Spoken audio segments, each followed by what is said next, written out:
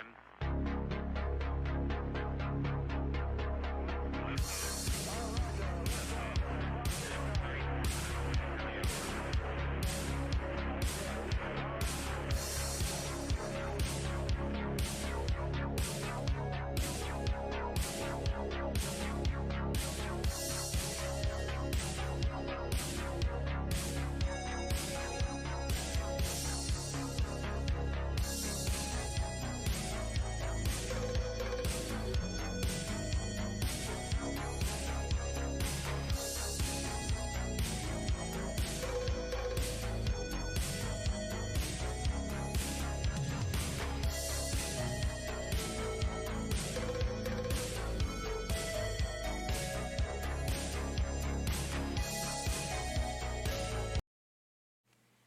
Hello everyone, welcome.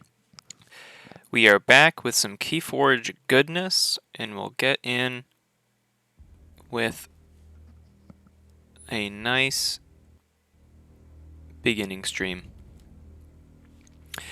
So today we're playing against yours truly, who is today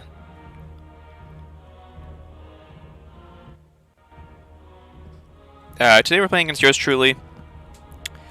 Should be an interesting, should be an interesting match. Not much prep time. I think this would have been a crazy week for both of us. They're checking out the thing, so we get this transitioned over so we can get there we go. There we go. Okay. Check the decks out.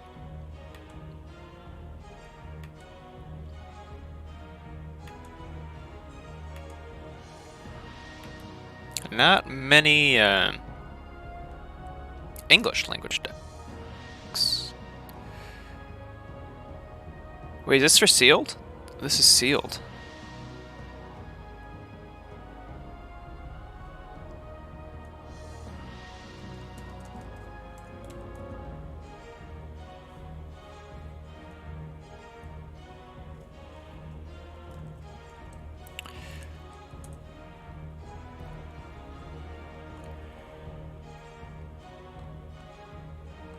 Hold on.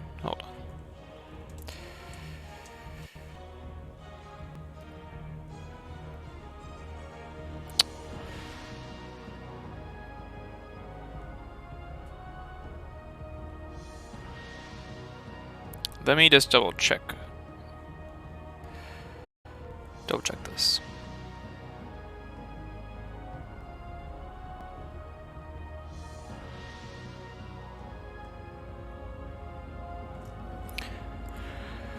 Double check season 18.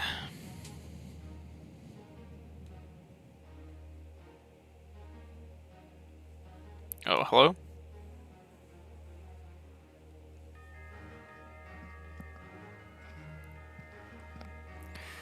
My computer.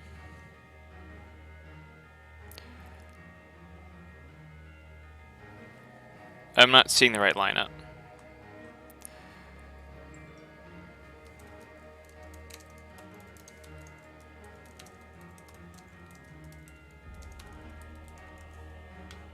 This was sealed?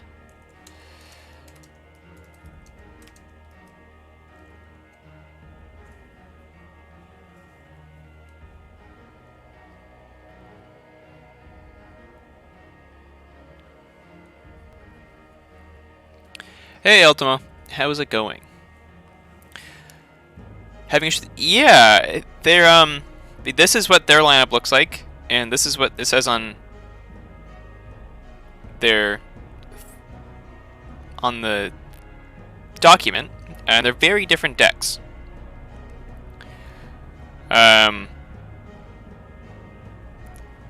So I don't actually fully know what to do about that.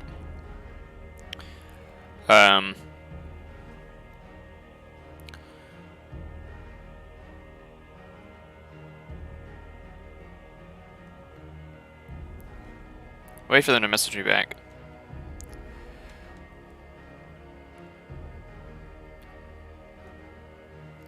Okay.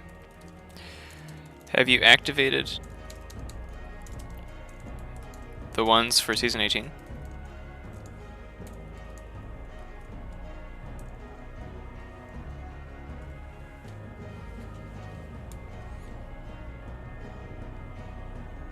So they say that was their sealed map, which makes sense. That I figured it was probably sealed that was doing that.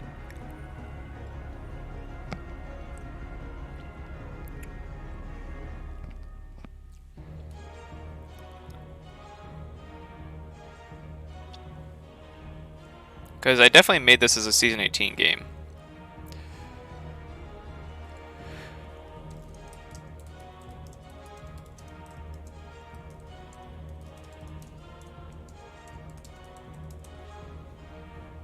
Well, we got some mild technical difficulties, but we will get those sorted and be back. How was the music, Ultimo?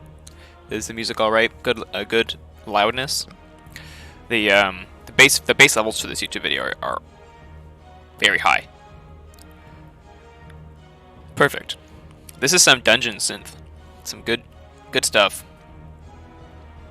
It's I posted this in the Swindle Discord, but it's got super dope art too. Okay, well, perfect. This is what it looks like. Was the cover art and everything? It looks so good. Huge fan.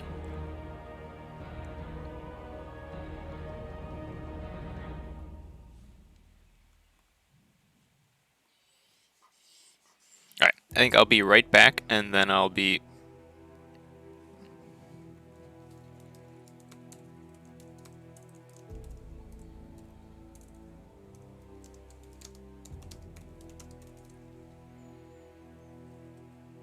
Yeah, it's the same as I posted in the server a while back. Really good.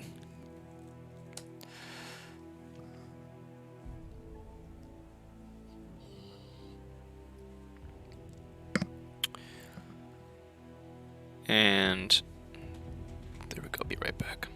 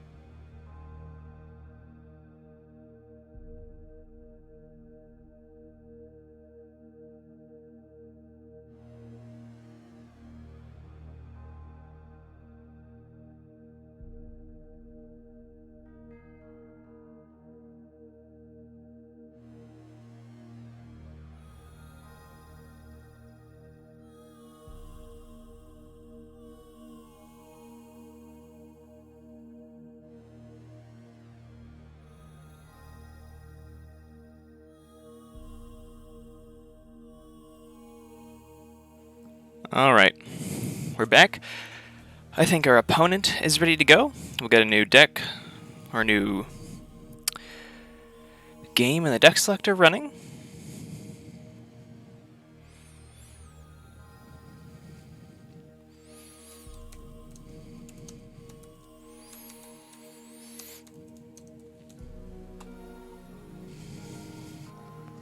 There we go.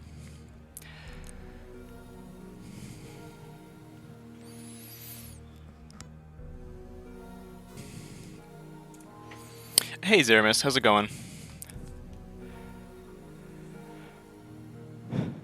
Yeah, Ultimo. I also got just got a the chance to listen to the NKFL episode after after the start of the season. But that's okay. I'm pretty happy with the one that I want. Take two, exactly. Yeah, I thought it was from what I haven't finished listening to it yet. But I thought it was a really good episode, Zeramis.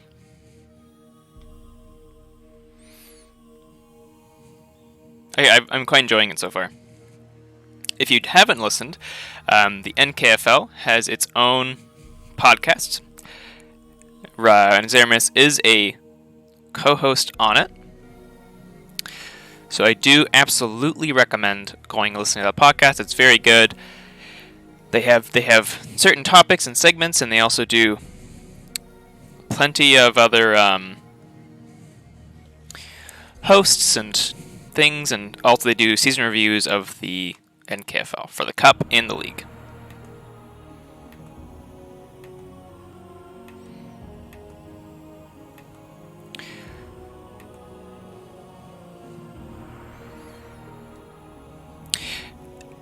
Yeah, it's just the Nordic Keyforge podcast, that's right. It's associated, though, not necessarily affiliated and directly linked. Just a bunch of Nordic people talking about Keyforge.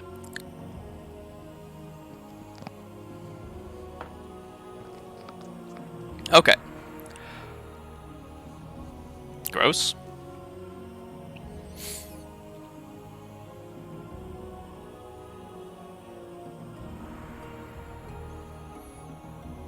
Oh, God. Gross.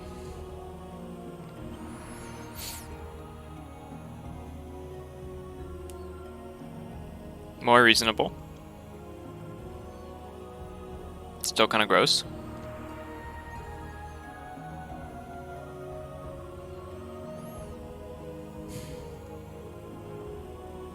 Also gross. What?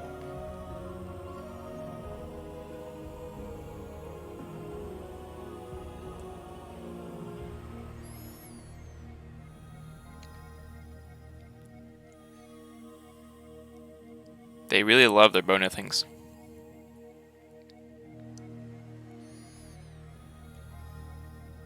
This looks problematic.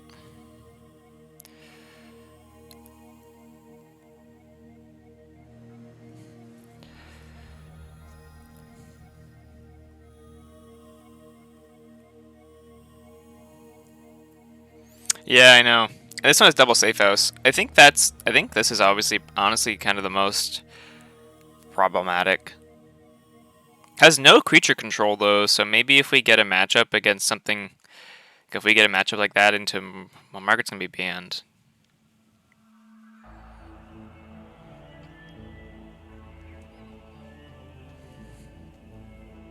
Like, this sucks. Look at, they've got a brig. But Brig is better to play around than something like this.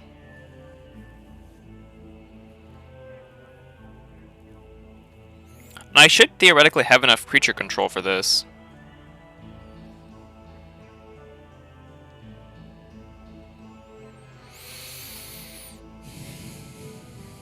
But just this,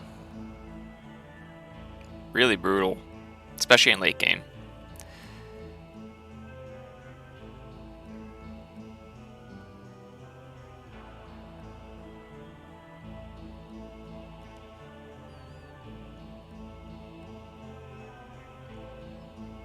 Their decks all have pretty low C. I think it just has to be the Hongorise. Roast lineup. They banned Margaret, what a surprise. So what are we saving here? They all have low C. Hey Dinobot, thank you.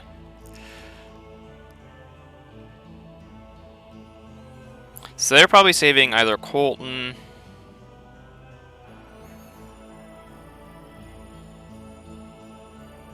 or Liteveins. I guess I would personally would do Liteveins. You and you, these three all have really good creature control. Hey Joe, welcome everyone. Yeah, so these three all have really good creature control. Vervet's great. Next Pressel's got good ones, and Jaratoe has good C. 3 unlock gateways, lots of good answers here, and lots of good answers here. These two very low creatures. This one's fairly moderate creatures. They have low creature control, which is good against something like Samir. Samir can sort of do that. They don't have a ton of artifact control in a lot of their decks. Never mind. So I'll take that back. They've got a decent amount of artifact control. My guess is they probably save Colton or Liteveins. Liteveins. So in light of that, what are we looking to save? We can either do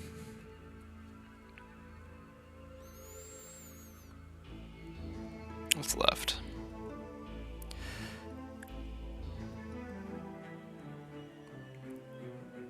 We can either get one of these two.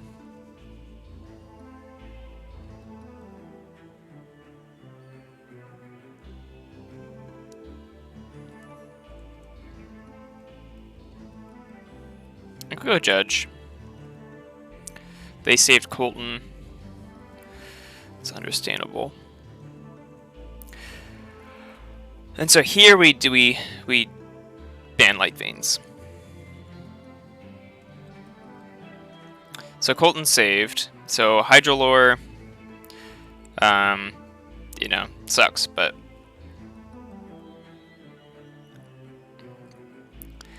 this also sucks. To Dav, Tertiate. We've got this, which also the Grim Reminder, Mark of Dis, Stirring Grave, Triple Infernus. I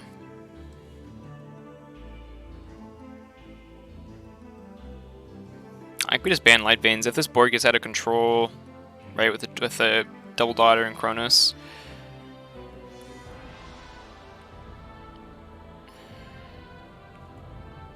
Maybe we can deal with that one. This one just sort of feels like the most difficult for our lineup to deal with, even though I maybe not though. Maybe I can afford to ban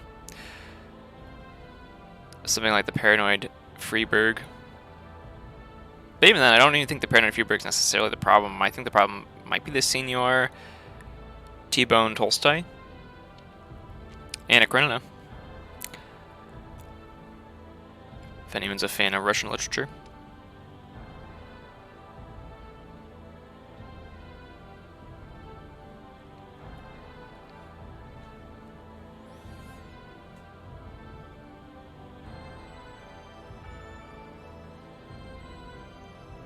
And if we can just get, for this one, if we just don't get dis into these, this EEs lose all their value. Well, you can read translations, Ultimo. I hear that, you know, there's varying degrees of how good the those are, but...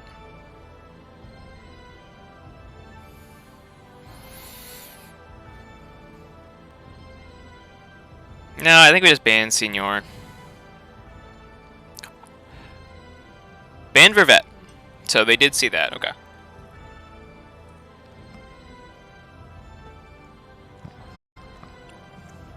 Ah, the smart ban. I wonder if they watched the stream last night with Vervet.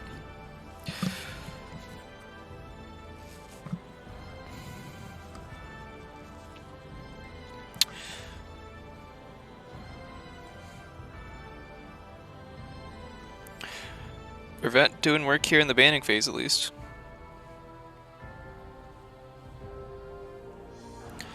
So they have low creature control. We banned Señor. They saved Colton. So what we're left here is we have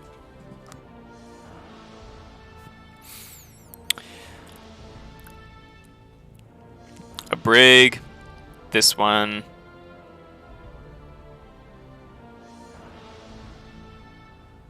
and Liteveins.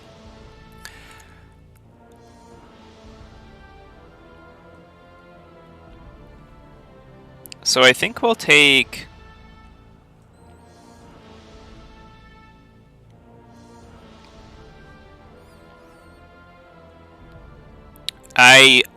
It depends on when I think they're going to play Colton, because I want to play Judge into Colton. I think we'll play, okay, this is the matchup I wanted. Awesome.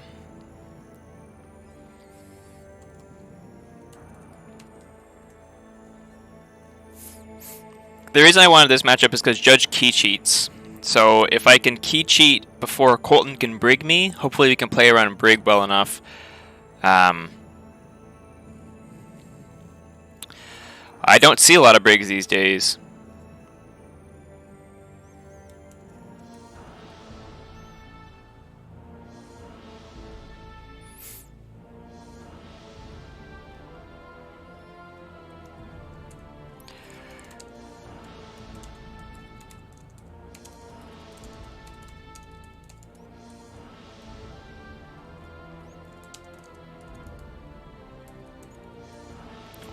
This should be interesting. Again, hopefully the audio volume is okay for everyone. Guess I just double check that here. Yeah, that sounds good.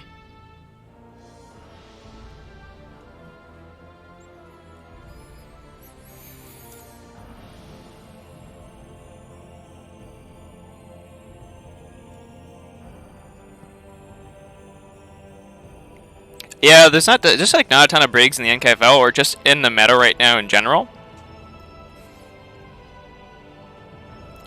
So I know Brig can be a very specific archetype to play as well, because you do sort of have to understand well of like when is it worth it to hold it, when is it worth it to like, you know, what scenario, what parameters are you prioritizing the Brig under? At least as far as I understand. I don't personally own any Brigs. I've played a couple, sort of in testing, but don't personally own any.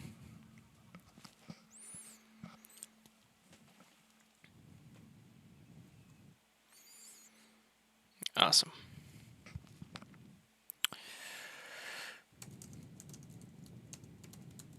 Okay. So we'll hit start the game, and we'll just take a look at Colton here. So we're going to want to watch out for Ronnie Risk Clocks. Obviously the Brig, the Interdimensional Graft by itself, Proclamation, and an Obeyed.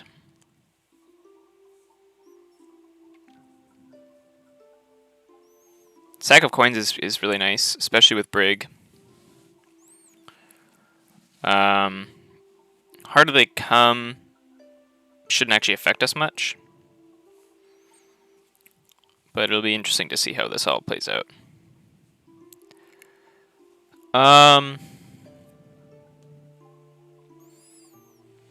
Well, we're second player, and this gets us to check, so I think we keep.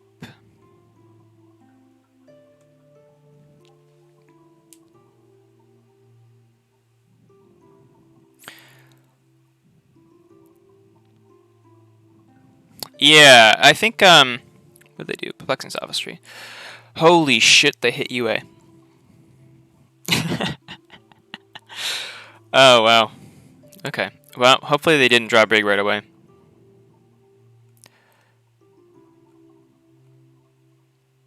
But we gotta check. Wow, I can't believe they hit UA off that discard.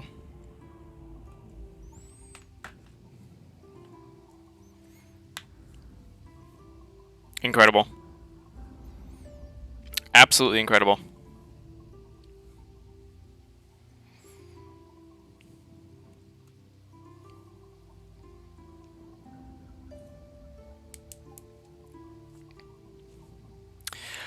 Igor, what amber control do they have besides...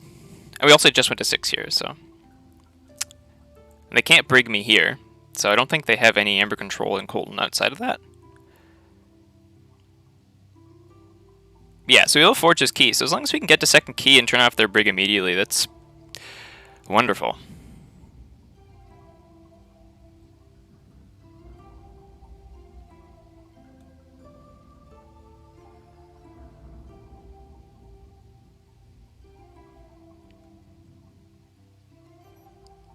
So we'll call Starlines here, we'll play Mutagenous Researcher, play the Amber back.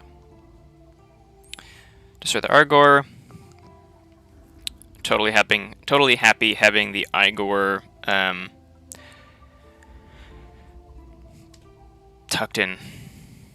Or, yeah, Igor dead before the, whatchamacallits hit the board. Archimedes is.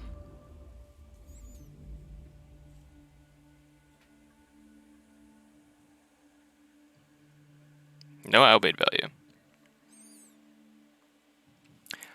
Okay. That's good to know. That's good to know, Joe.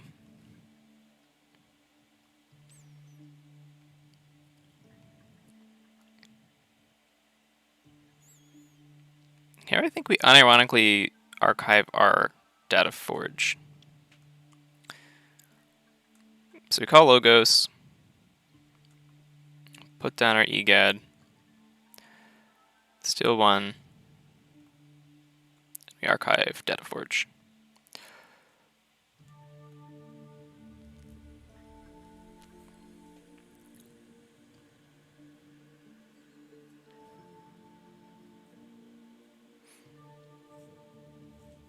And our UA is gone, so our artifact value is substantially decreased.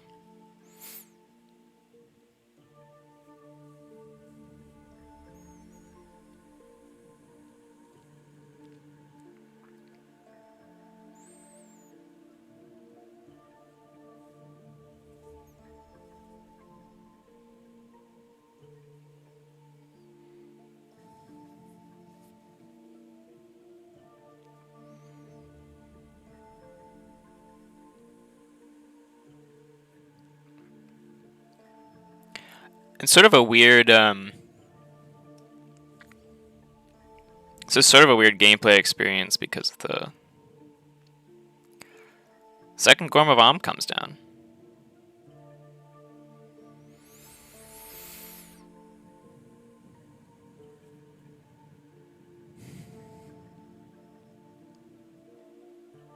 It feels really weird not having the UA gone. That's interesting.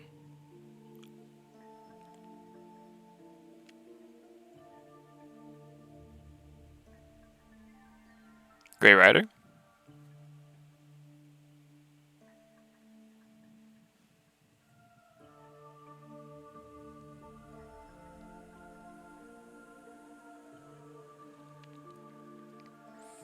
Yeah, that's totally fair, Zeramis. I just don't have a ton of I thought a key cheat or our key cheat answer here might be better for what we're trying to do than that. Especially, I'll probably keep this E-die in hand as well.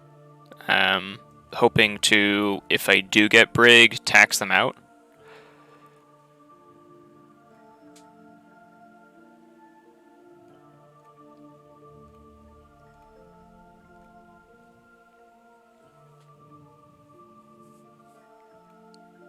Yeah, I gotcha. I gotcha.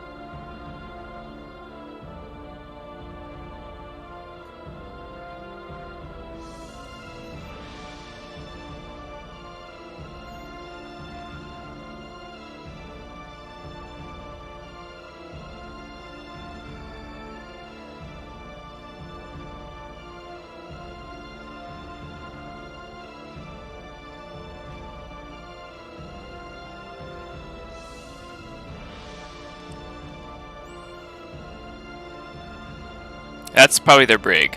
That's probably a piece of their brig. Right there.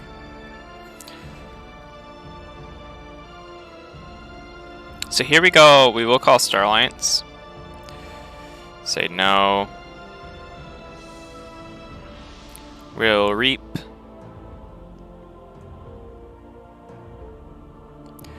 There's no way this lives. But regardless, we're gonna zap.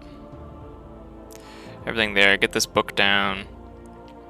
And then do we want to give the mutagenesis researcher elusive, but risk the infighting play? Because there's no way this is living, right? What other seed do they have, though? They got Sack of Coins, which they'll get, Sucker Punch, Heart of the Calm, Radiant Truth, Grey Rider, Throwing Stars, Bone Venom. Kind of feel like elusive is important here for like something like the Grey Rider. So we'll give it elusive. Get the book. Oh yeah, that's right. I'll do it anyways. Doesn't matter. Oh, that's good.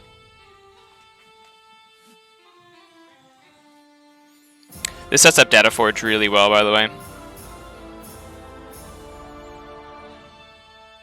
Even if we're forging for higher than we'd like to, that's okay.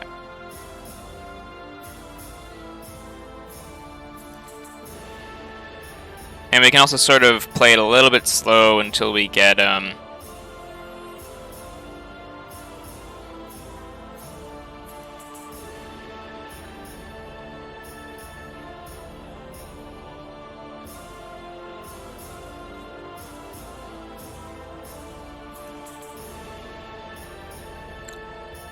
And what's interesting about Judge too is that normally doing something like this, archiving 2 random cards, is okay. Sorry, book. That's okay. Purging, that's okay too. Rather that than they purge like a Deepwater Gruin or something. Are you gonna Gorm Avam to destroy my thing?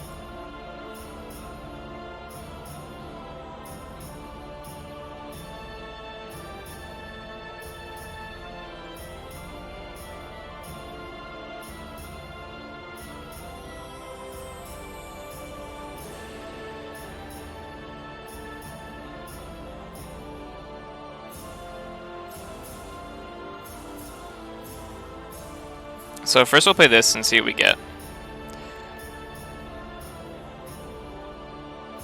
Oh, we've got Submersive.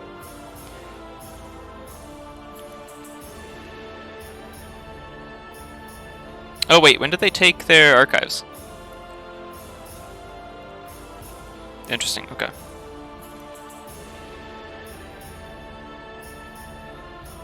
So I'll put Isotropic Core down, I'll put this down. Okay, and we'll play this to the left. We'll tuck away Key Frog.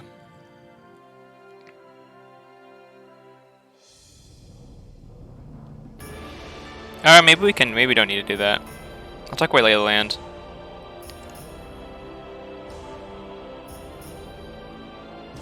Here we end it. I think we kill the Mutagenesis Researcher.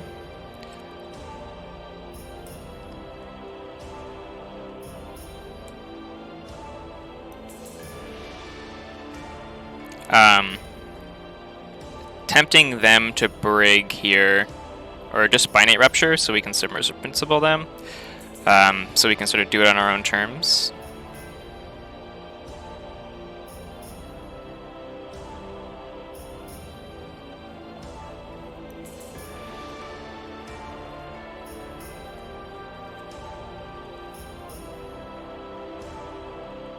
Maybe that's the wrong call, but...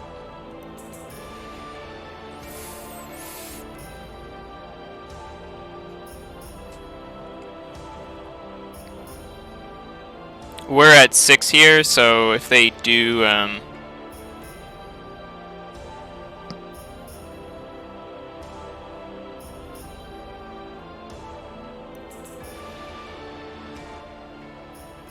We're at 6 here, so if they do hit us with it, I think it's okay.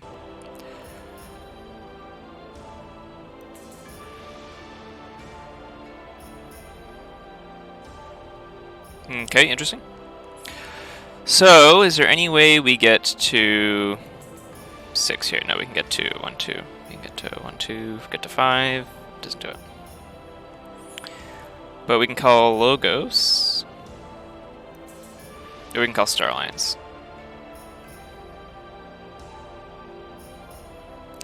Yeah, I think we actually just call Star Alliance, say no. Here we just play the Zap. 1, 2. Clog up their hand.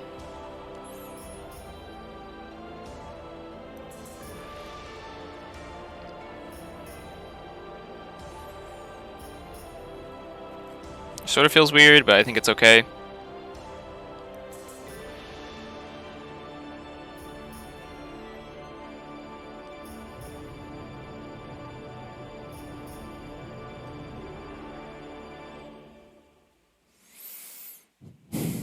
That's a Ronnie, that's a Furtive Investors.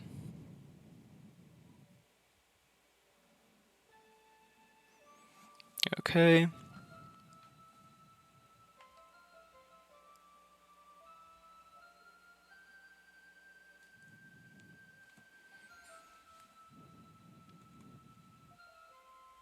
So we could Submersive here, actually.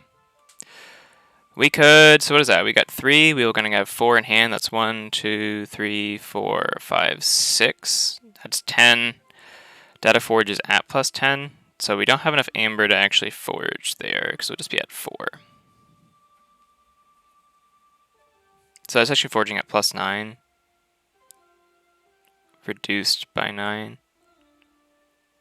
Yeah, so no, we can't Data Forge. But we can Keyfrog. Oh, no, we can't. They still want Amber from us.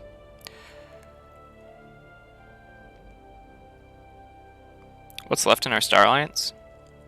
Okay, so we can get Hawkins. We can actually get Witch.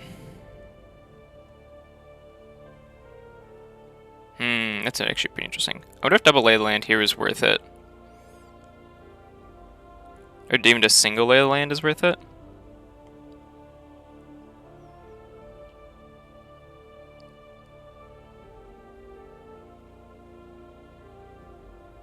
Because I think we let them forge here. We can't. If we could get to 6 here, I would do that. But I think we call silence again. We say no. Lay of the Land.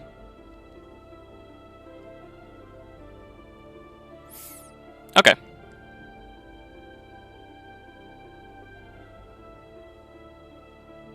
And we can get to check. So we'll put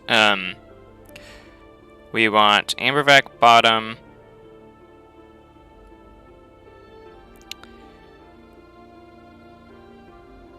Ambervac, Way of the Pixie, Technobabble. Play Technobabble, stun there. We go to 6.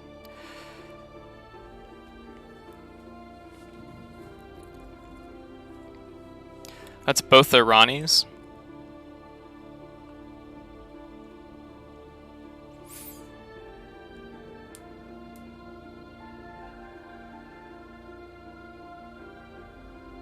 Binding Rupture, Graft, that's fine.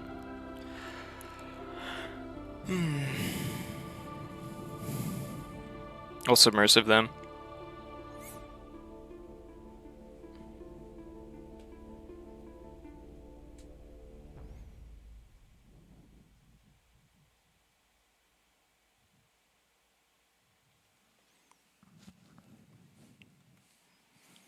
I wonder if we can,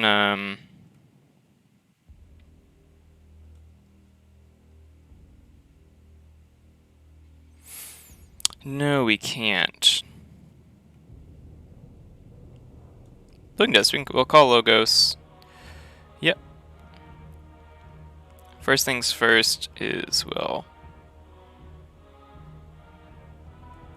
Yeah, first things first is we'll place Immersive Principle. Put the Feeler down. Play the Data Forge. Play Atomic Steelheart. Draw a card. Reap. Kill the Feeler.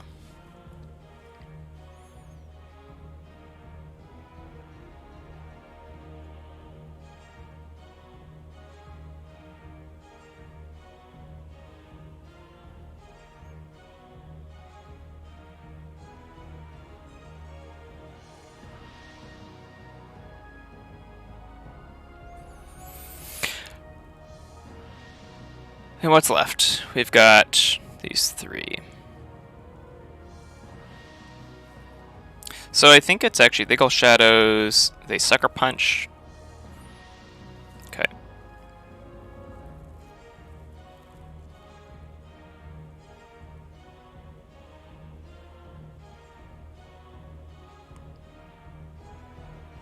Now what, I actually think it's okay probably killing the frog here just to get the Witch of the Dawn. Oh, let me reshuffle though.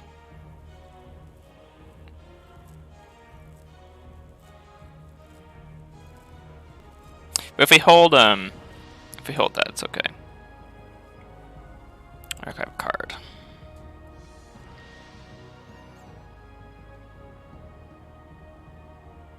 So we have 1, 2, 3, 4, 5, 6, 7. And we want to do that. So we'll call Untamed.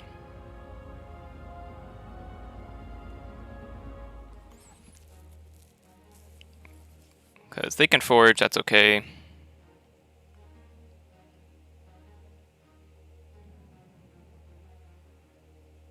We'll just hold Infighting and Frog. That. Put away the Pixie there. Hold these two.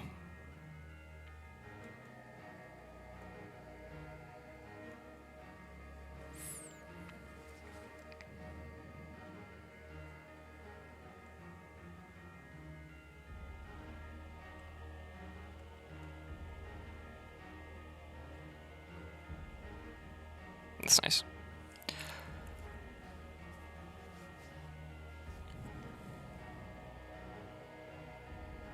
They don't. That's no Amber Control, right? That's no...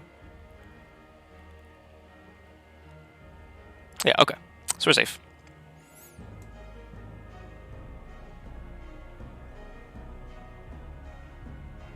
They can't cheat here. Is Judge good for my key difference? Not usually. But Judge wins games.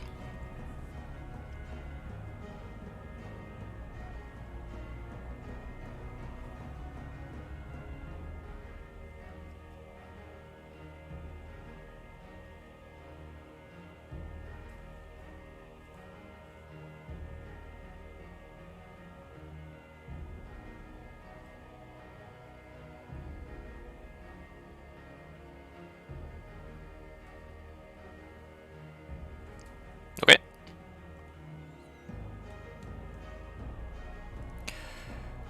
Reap there. Reap there. Put the frog down. Infighting. GG.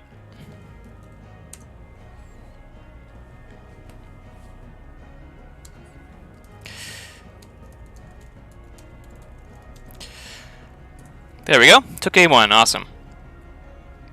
Definitely a scary matchup, but it was the one I wanted with Judge.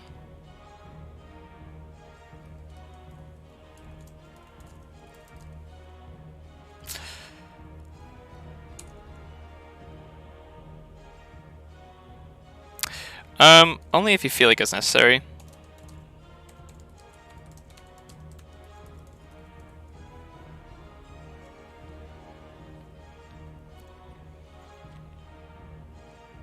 Yeah, frog for the win. That frog does a lot of work, and also like just a really cool thing is where, like I can Witch of the Dawn back the frog immediately after. Perfect.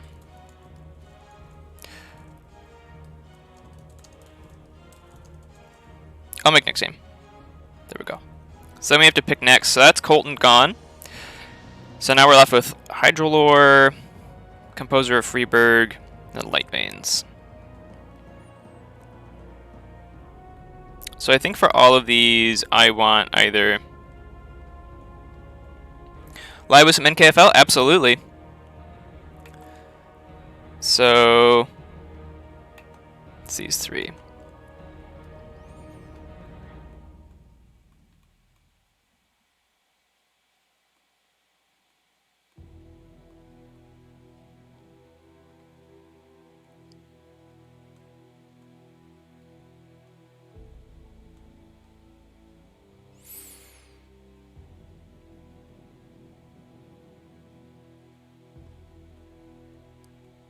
So I think we play Jaratoe next. I'm guessing they're going to play their Infernus. Oh, they picked Liteveins. That's okay, yeah. Jaratoe's good for that. Jaratoe's fine with that matchup, I think.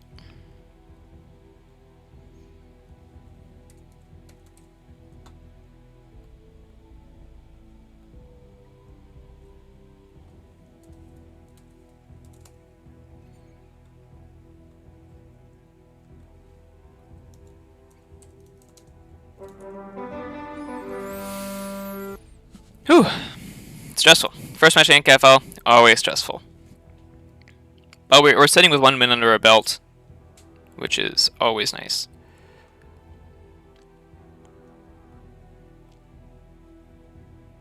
Awesome.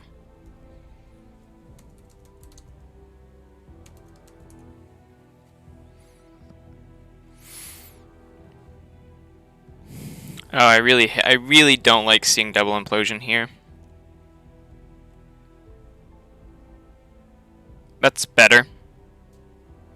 This is 3 or more. Play Untamed, we'll get our Amber Spine Mongrel out. Liteveins has no artifact control, so at least our double safe houses are safe. Our safe houses are safe. There we go. And the Amber Spine Mongrel here could actually pose a pretty decent threat against their Reaping, board Reaping, even though they're a Memflood. Maybe.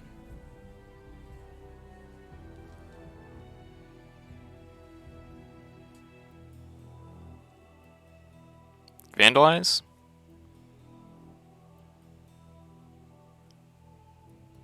It's an extra safe house, absolutely. Well, you don't want to be trapped, right? What if they purge your safe house while you have a Bonithing in there? I can't imagine that's pleasant for that child.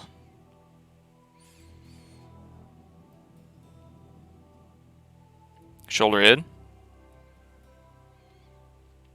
Oh, early Bonithing is perfect.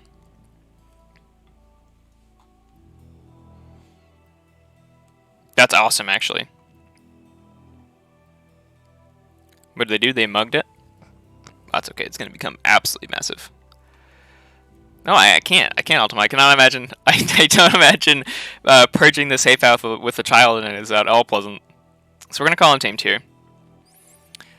We're going to Reap. We're going to play this. Capture here. We're going to load on. And make our Amber Spine Mongol big.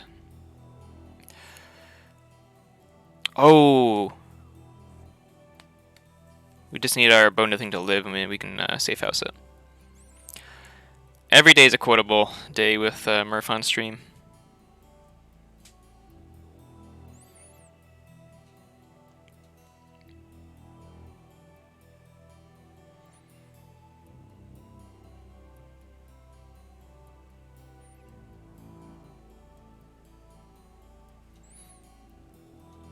Amber Spine, that's exactly it. Eclectic Inquiry.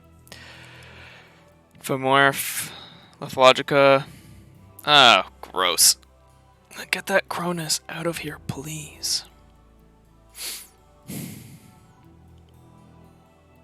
Oh, I'm sure even Ivan has a drop. Oh, it doesn't. Okay. Joke's on you. I'm not playing Untamed to Reap. I will be infernusing their Eclectic Inquiry in the Logical, by the way, if anyone's wondering. Purely out of spite. No tactical reason. Just hate it. We'll call Shadows. First we'll ransack to see what we get. Whoo! Oh my god! Oh my god.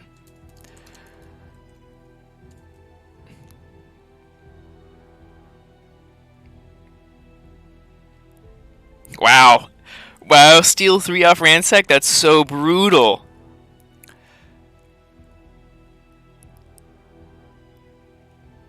Discarded by Boro, though, which sucks.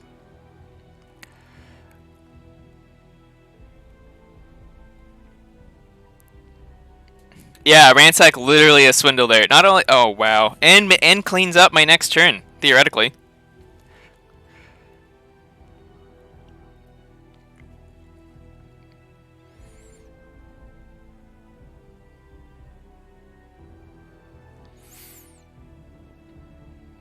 Not Alpha or Omega either, Ultimo. So we got to play a Bow Nothing and a Safe House.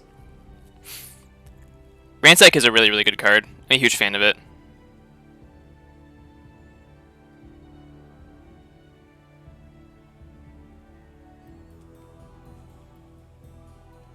They're subduing my Amberspine Mongrel. Stat. I can't really complain, but they're subduing it.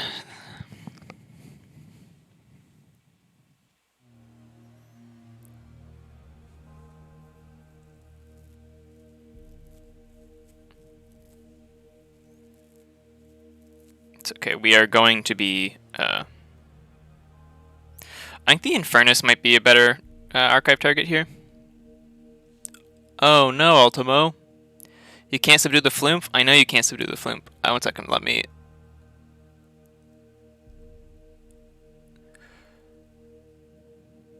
Oh, you just got a warning, okay.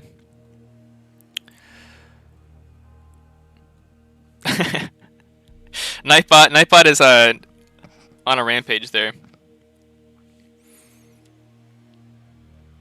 So I think we actually just call Dis. Or we can make the Amberspine Mongrel bigger, but I don't want them getting Cronus value. So I think we just kill that. And they're probably going to go through their deck soon. But we're going to play Infernus. We're going to pick opponents. We're going to hit the Lethologica and the Eclectic Inquiry. We're going to Dominator Bobble.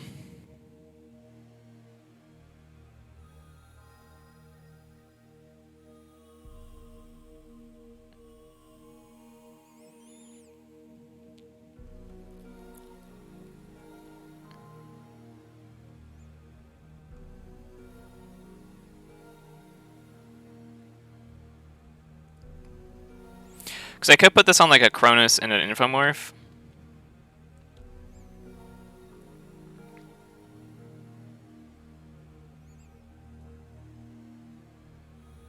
I'm gonna kill the Cronus anyways.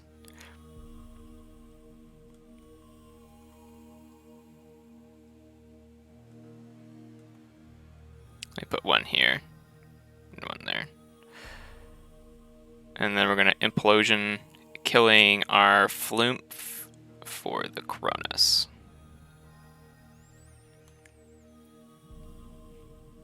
Okay, I think we're in pretty good shape.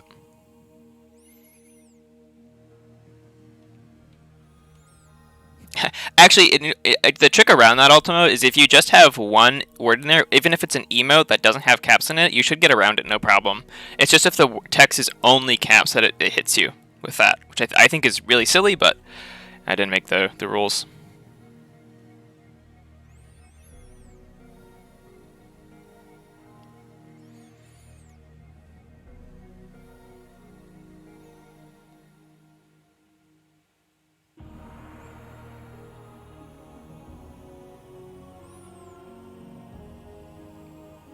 Yeah, no, quite literally, Zeramis.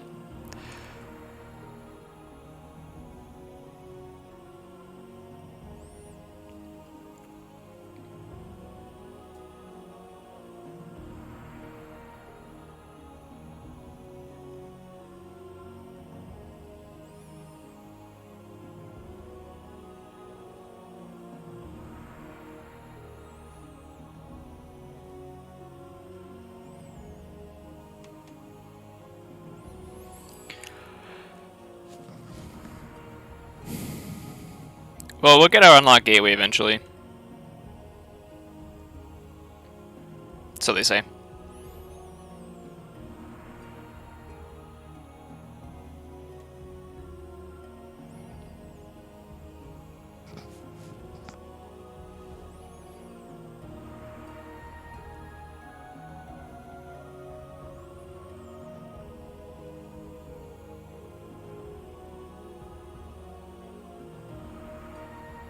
Non-mutant creature? Yeah, so that'll kill daughter. It'll kill both daughters. It'll kill the Bonithing. Won't kill that. So I can deal 2 damage here. It'll kill that as well. Perfect. So we can have a semi-board clear here, as it is, and we'll tuck away the Infernus. So we'll call Shadows. We'll reap here with Bonithing. You're a mutant, just a beast, right? So we'll look over there. There. We'll safe house.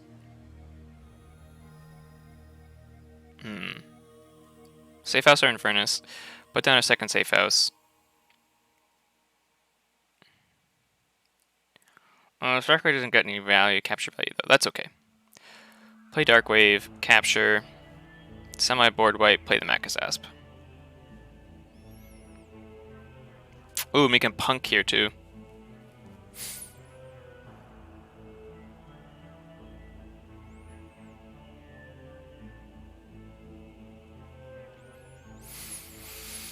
So if they destroy their Hapless Cadet, that takes us off.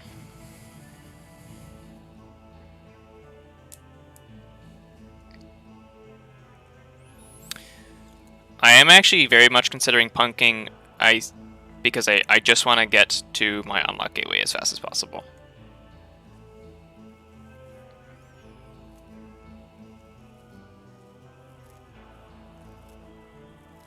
She has 12 card hand size, by the way.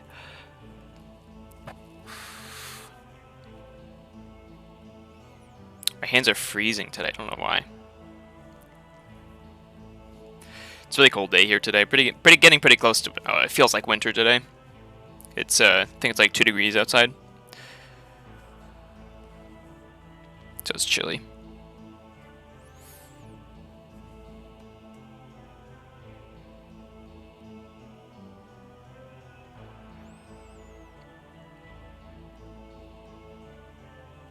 And they can definitely take me off. I should get hand warmers, honestly. No joke. Like the ones the football players have. So they have one last job. That'd be pretty good. They have Red Penny still. They have Francis the Economist, Demo Thief, even. They got lots of options. One last job here could be pretty brutal. And they're gonna flip their discard.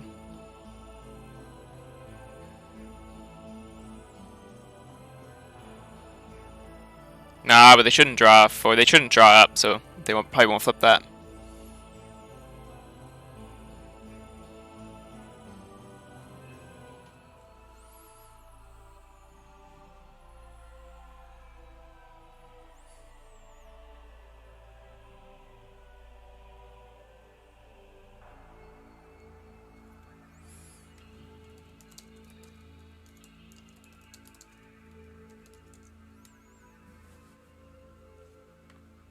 Only 2.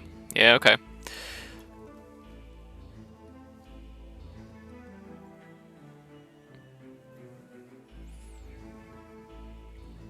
Yeah. Oh, this is actually gonna be really funny though, because they're gonna have lots of cards and they're gonna have a big hand and we're gonna punk them to get rid of all those.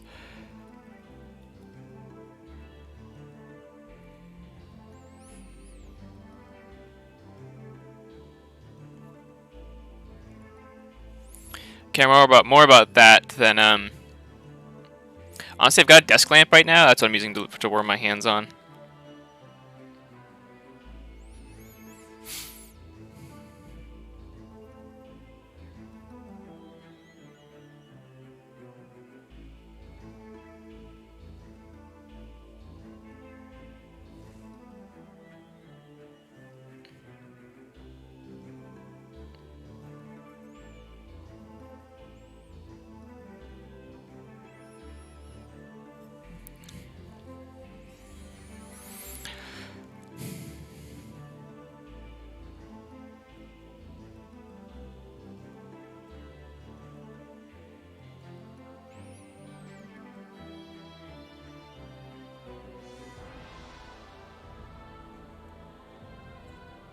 Interesting.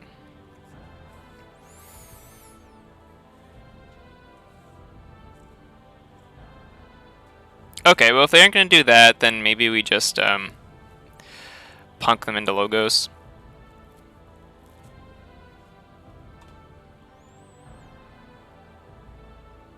So they've used what? 1, 2, 3, 4, 5, 6, 7, 8, 9. In shadows, they've used 1, 2, 3, 4, 5, 6, 7, 8, 9.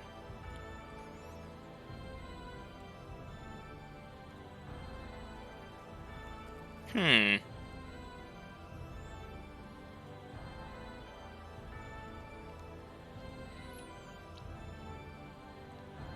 maybe it's actually better here to call dis. Mark them into even Ivan.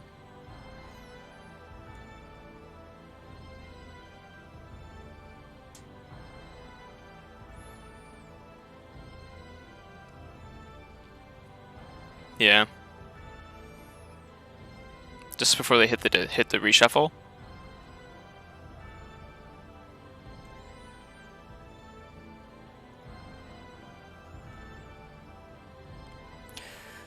Well, friend, that'll be Pathologica gone, and probably a Cronus down.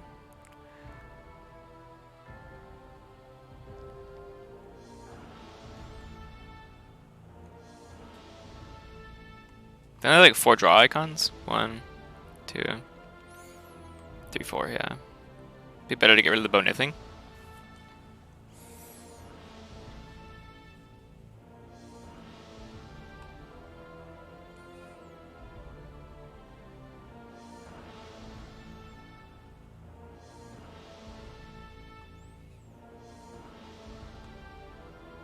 We just get rid of Amber. We just get rid of this.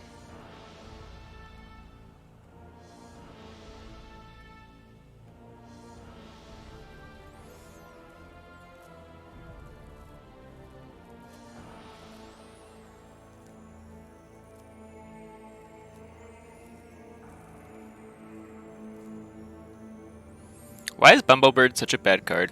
Why does it need alpha?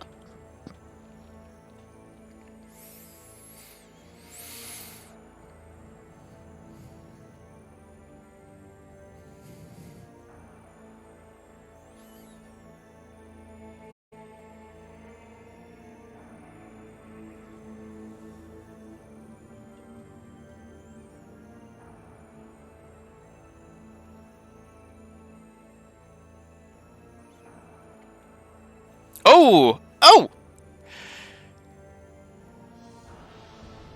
Yeah, exactly. Yeah, exactly. Yeah, they didn't though, Ultimo. They didn't need alpha cards. They didn't need it. Like literally, they did not need it. Yeah, the Fittest is just better. Like, why is this an uncommon? But we're gonna call Untamed. So we just gave him a dead turn, by the way, which is absolutely phenomenal. We're gonna call Untamed. We're gonna play Bumblebird.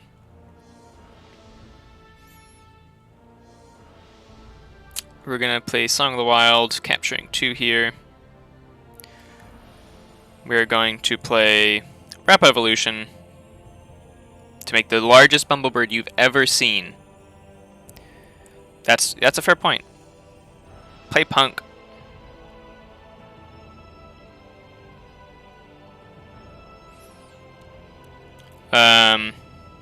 We play Gloriana's Attendant. We play Resurgence to get back Bonithing.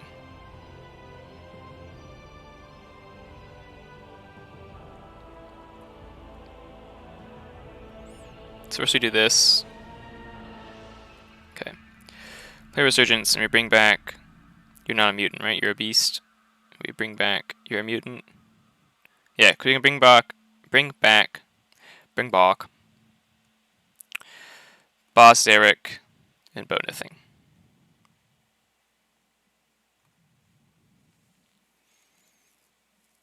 That is a 9-power Bumblebird there. Oh, hey, Sizox. We have the NKFL in channel. Thank you, Sizox. Appreciate that.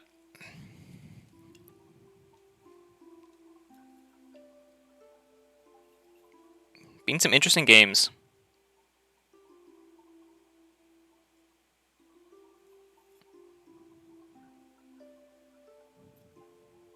And we have Unlocked Gateway here.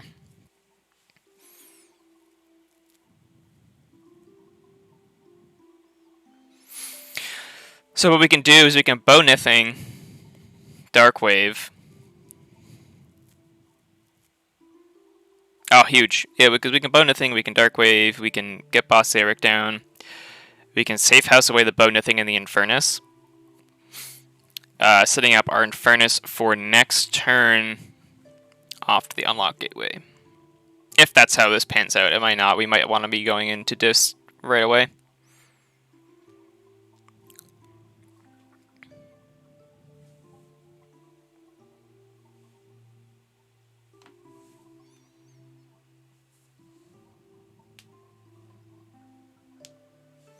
Yeah, no, literally Ultimo.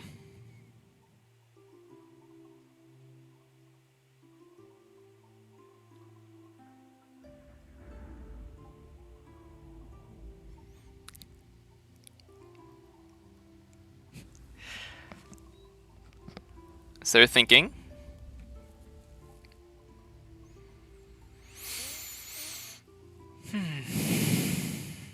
Even Ivan steals one. Oh yeah, true.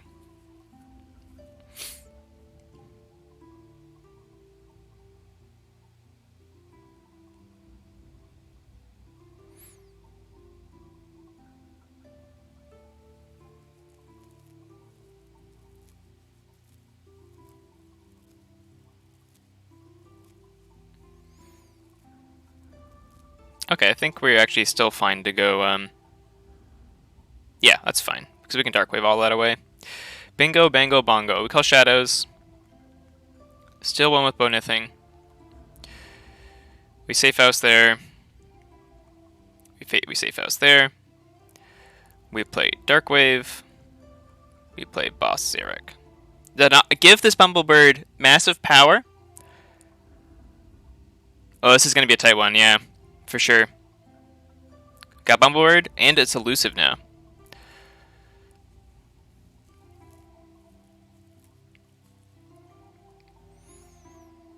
Oh, yes. Oh.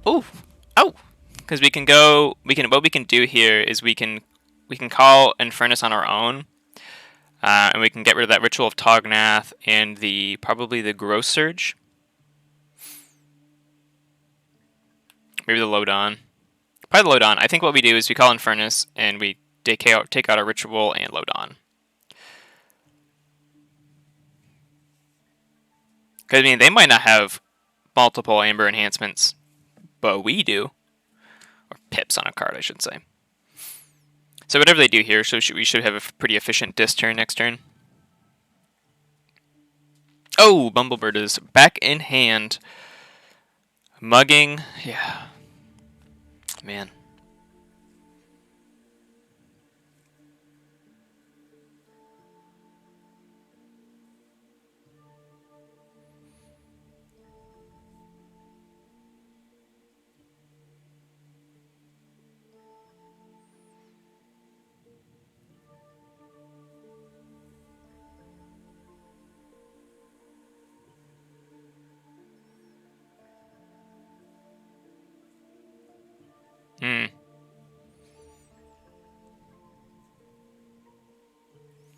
Okay, so we forge red.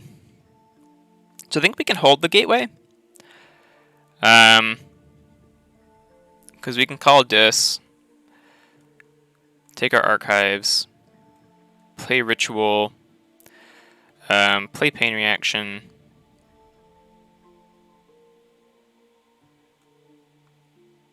Play Infernus. Choose mine. Choose Ritual and Lodon. Maybe not. And go left there. Go right there. Oh, and do we discard?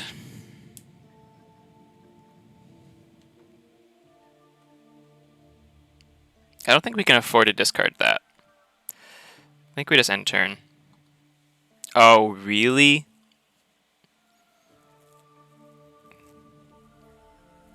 Okay.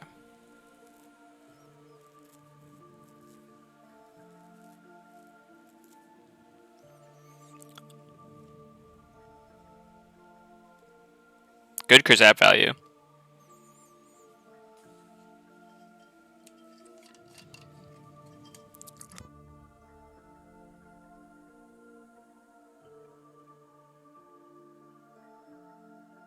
A good Shadow's turn. So first we play... We'll look over there, you're Infomorph. Play Bonithing. Archive it.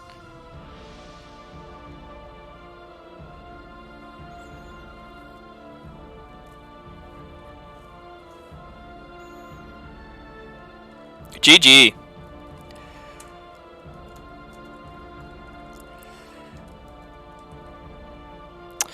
Yeah, good games.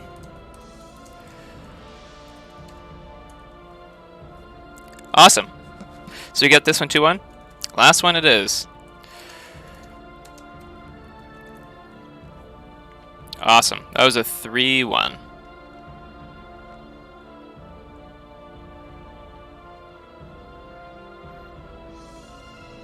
So it's either Samir or Nextpretzel.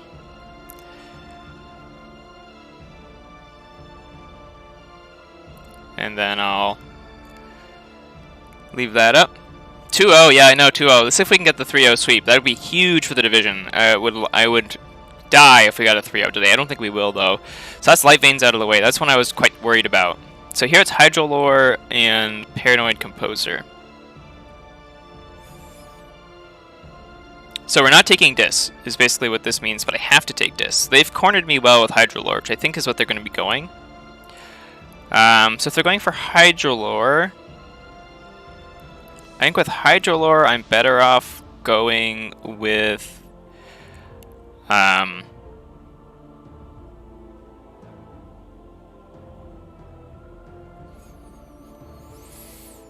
if we come out, I mean, I've already achieved my goal, which is to get a 2-1.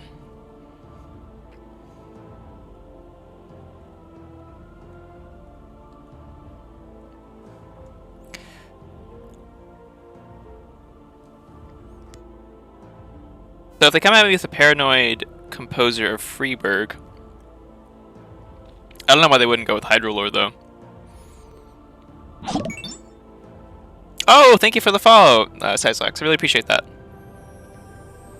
So what do they have? So if I'm looking at my decks between Samir and Nextpretzel,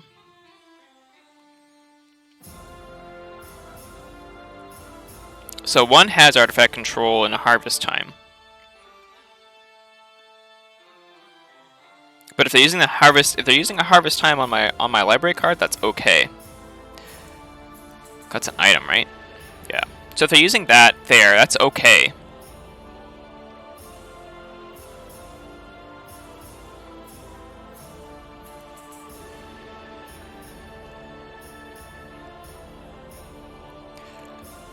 But over here, I don't have anything for the Harvest Time to actually hit.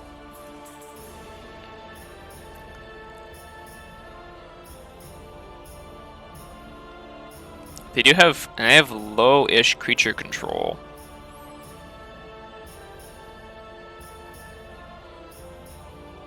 We can do warding and stuff too.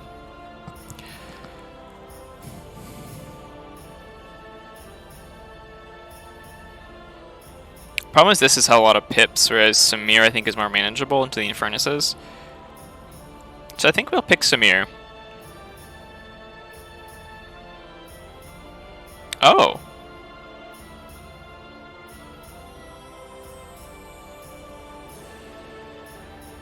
Interesting.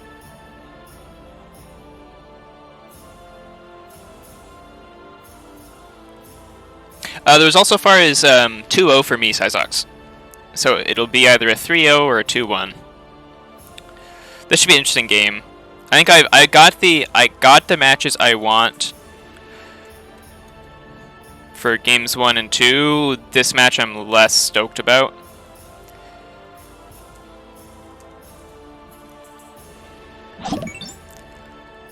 Oh, thanks, Sith of Angmar. Really appreciate that.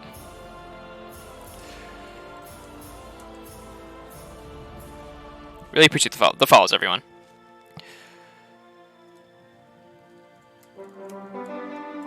So because their only artifact control here is the harvest times, and I think they'll... DT best set, that's right. That is right. Let's get that in the chat. DT best set.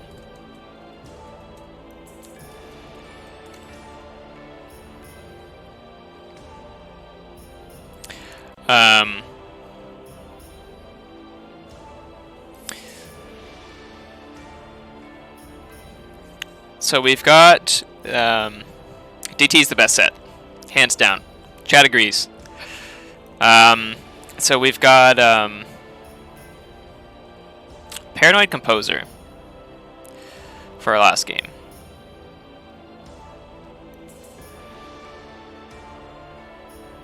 Yeah, they have no artifact control, so we can slow roll our library card, hopefully. With 9 mutants, with 9 mutants, I'm certainly worried about the dab a little bit.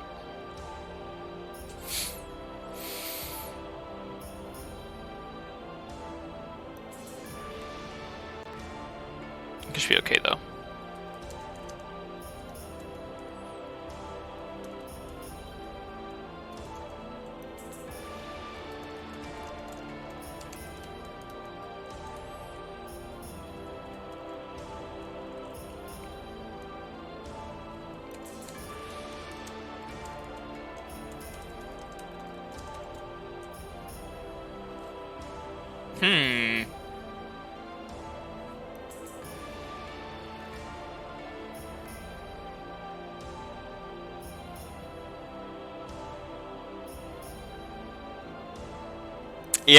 Yeah, Joker. I know. If you don't believe in, I think we keep. Second player we keep. If you don't have faith in your in some decks in your lineup, it's brutal. I brought Grunberg last season and I didn't have a ton of faith in it, and man, it really hurt me for that. It was brutal. Yes, we call shadows. We take Sacrosaurus out. That's, I think, a good hit. Boneheart Venom, our Subtle Auto. Get Smiling Ruth down.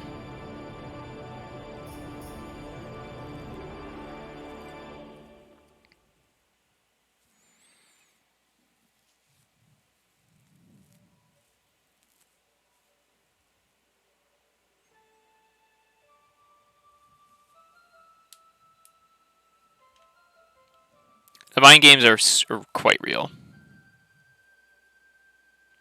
Oof.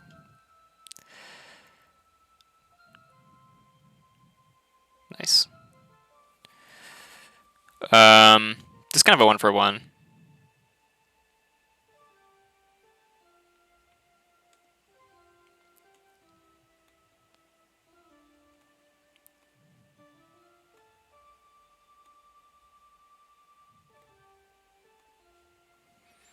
Okay, library card. So we can get library card down. Oh god. That's an early dav.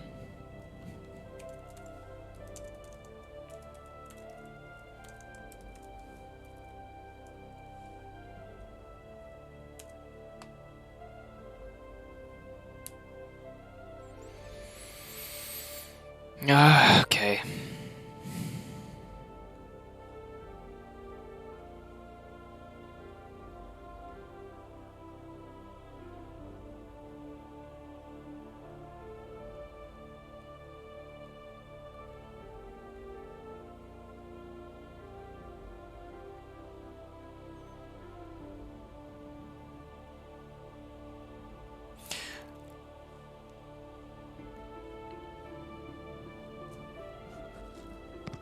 Brutal.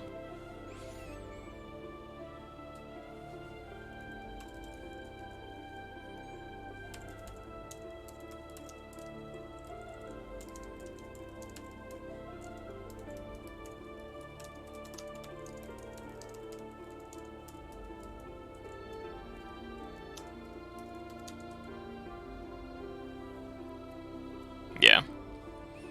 Damn it.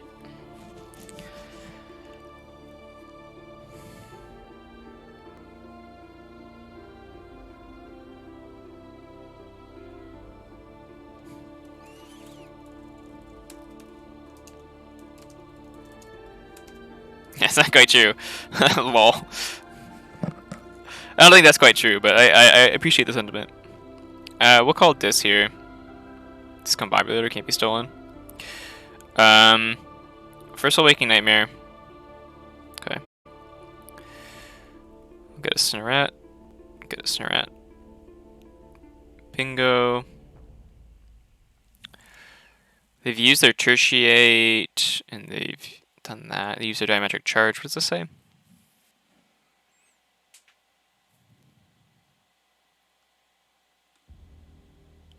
Big Grim Reminder for Shadows.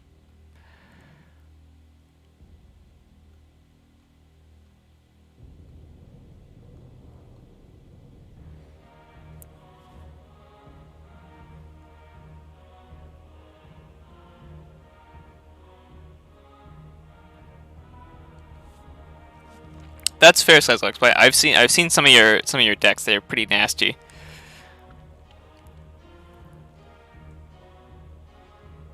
At least on the surface. Yeah, that sucks, Joker. Sometimes that happens though. Draws certainly matter. Like here, seeing the dab this early is, well, game changing, right? It entirely changes the whole pace of the game.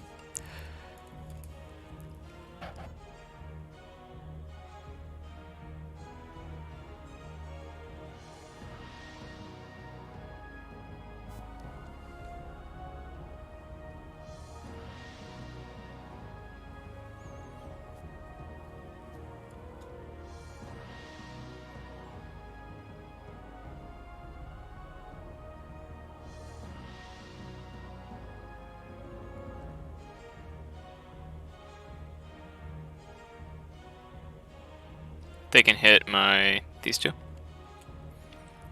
Okay.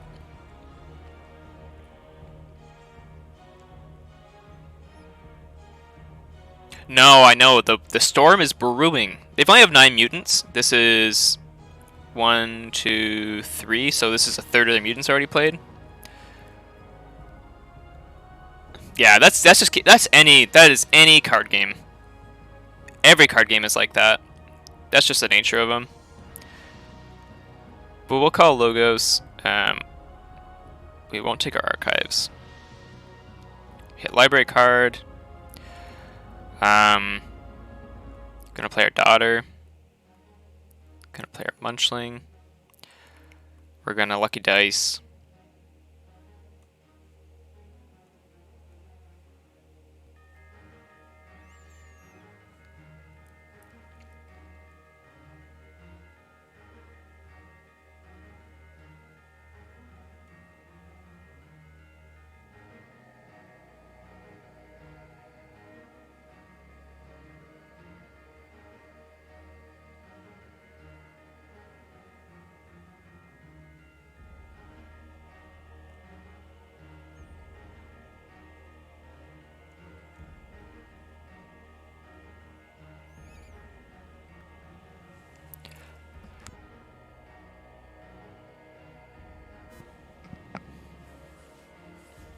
At least the music is banging.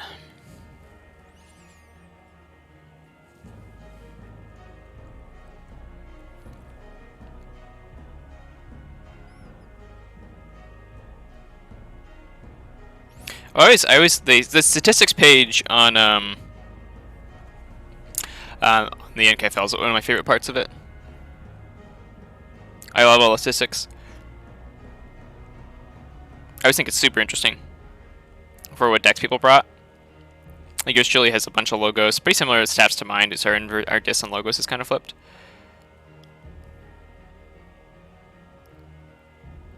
Oh, Soul Keeper, bastard.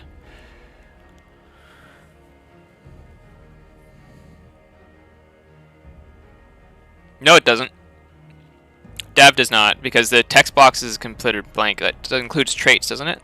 Oh, it's set for traits. That does. Never mind. It does get rid of it. That is brutal.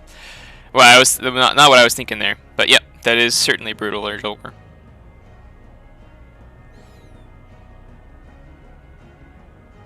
Okay.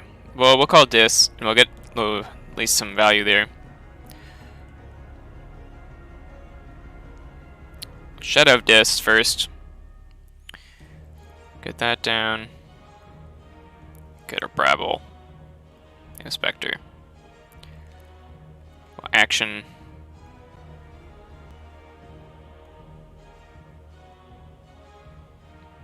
May as well use this Omni TBH.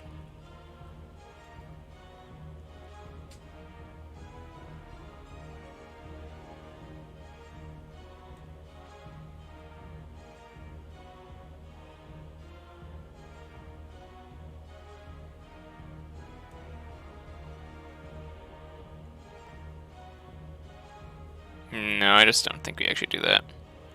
Okay, we have a library card turn next turn. God, bloody Dav. Does Nexapretzel have... I was really thought they were going to go Hydrolure. Does Nexapretzel have artifact control? No, neither of my decks had artifact control. Can't even help. They couldn't even help there with that pick.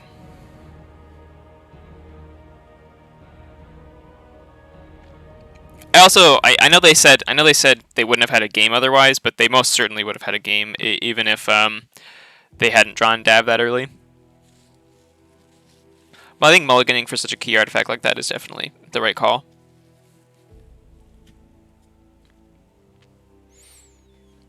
But they definitely would have had a game whether or not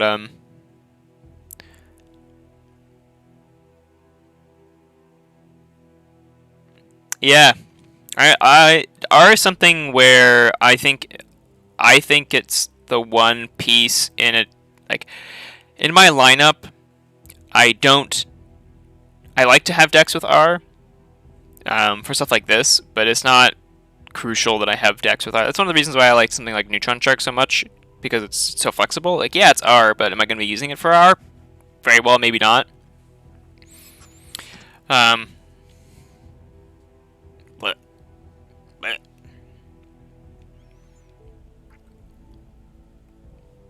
But we'll call logos.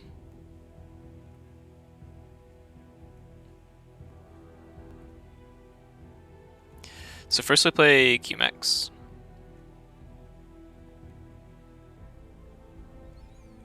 Play Neurosiphon.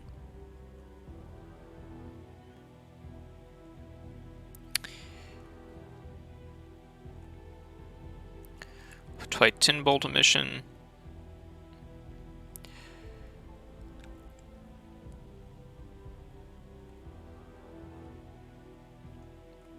Play Logica. Oh, bingo! Play Autoencoder, Capture. Play Positron Bolt. That's a nice loot. Oh, that was a Brabble. Okay. Logica.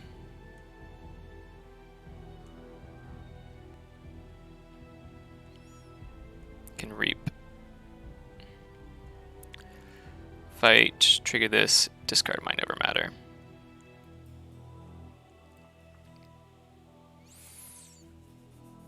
Trichomedes? Yeah. Yeah, Zeramis, I know you are. I think I definitely also, I agree with that statement. I agree with your viewpoint a lot on R. Yeah, that was a really good turn. The looping the deck back into some more logos was really, really good. Trichomedes does have a lot of problems.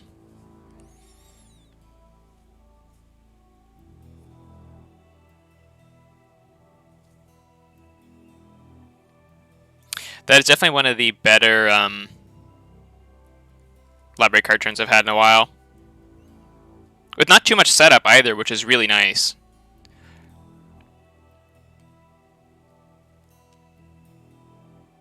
Oh, that's brutal, but I can read it next CRM.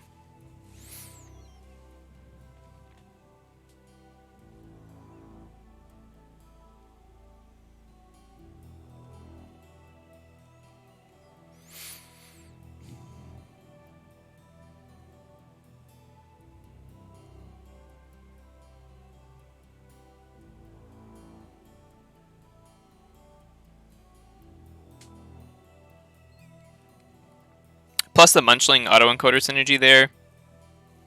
Really nice.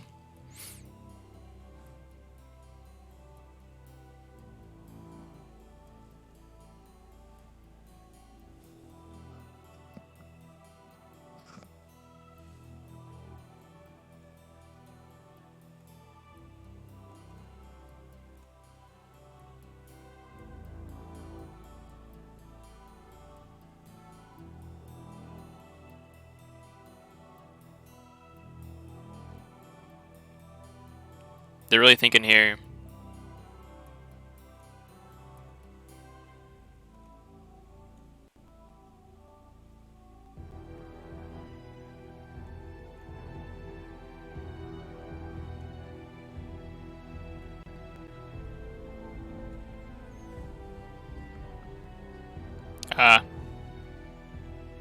Fresh miasma bomb, nice. Yeah, and they Margaret me into that. Oh, okay. Cool.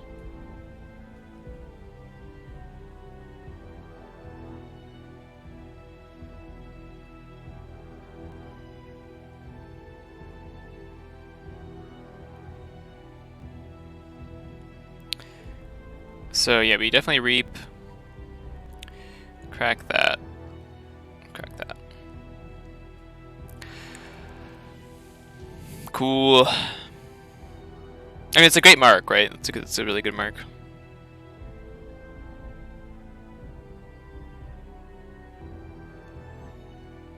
Just sucks. It's okay. We're gonna get big bow nithing value. They don't have an auto whack, right? Ah.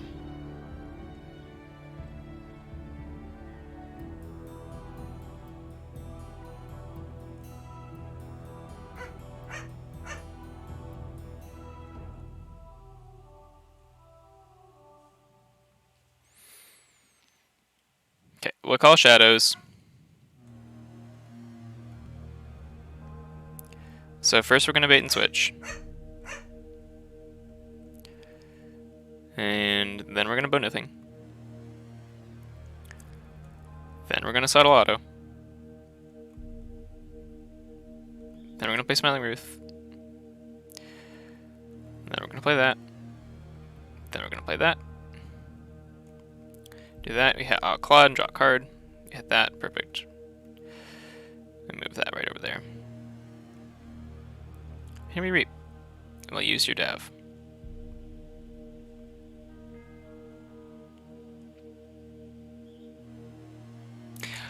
I think Dav. Imagine if Dav wasn't just friendly. Imagine Dav with every mutant. I mean, it wouldn't be nearly as good, right? But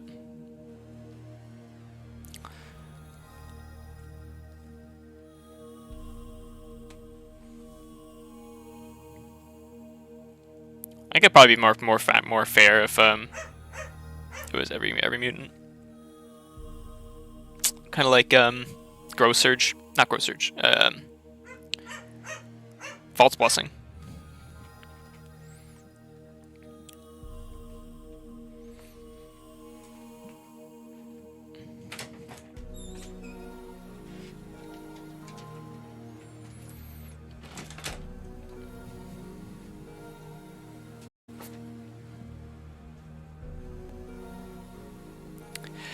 Yeah, that's totally fair, Jolker.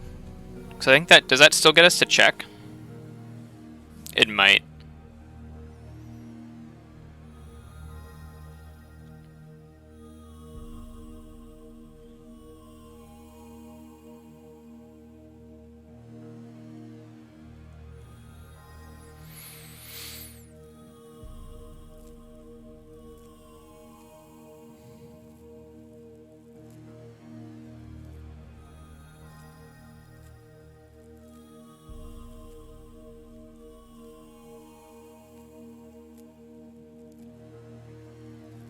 Diametric charge again.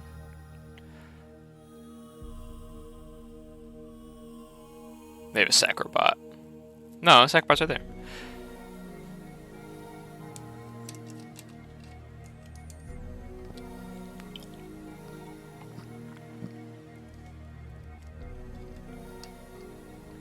Man, I hate Dav. Like a good Dav deck is just not... Dav is just not what MM needed.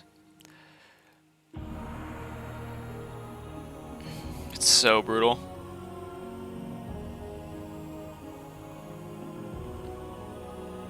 If that had gotten us to check, that would have been very interesting. I just don't know. I don't know, Jolker. I think that wasn't because I had the archives of Dis. Unless because I can steal 2 here. You know, like if I can just reap out and win, I think I'm pretty inclined to do that.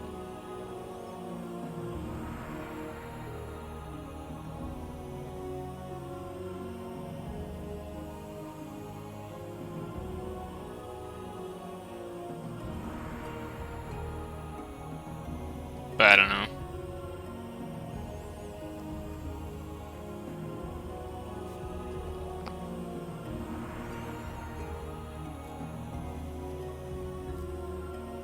Because their one Infernus is out. Yeah, I'm hoping to really get Smiling Ruth value. I don't know if I should take... I think I'm going to take Even Ivan. Just for a little bit of extra Amber control.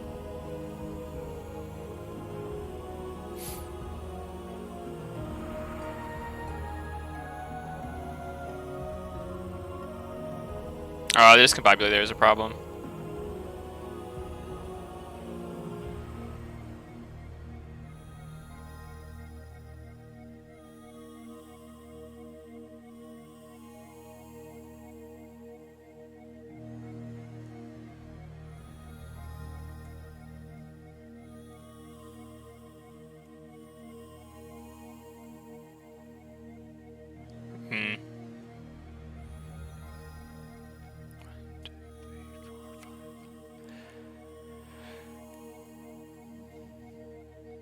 Yes.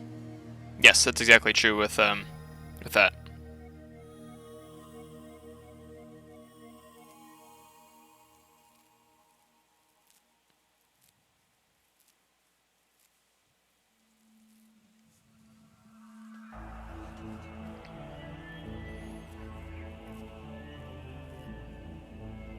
What did Cyberclone enter as a clone of?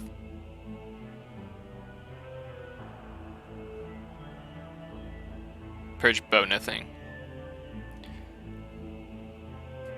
Okay.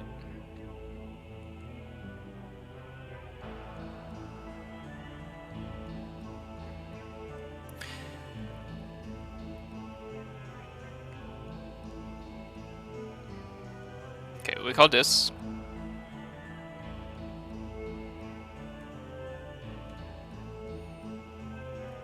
Put them under Shadow of Dis.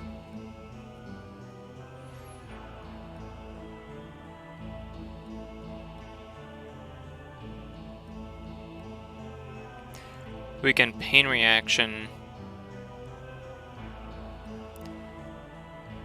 Yeah. 1, 2, 3. That doesn't get us there.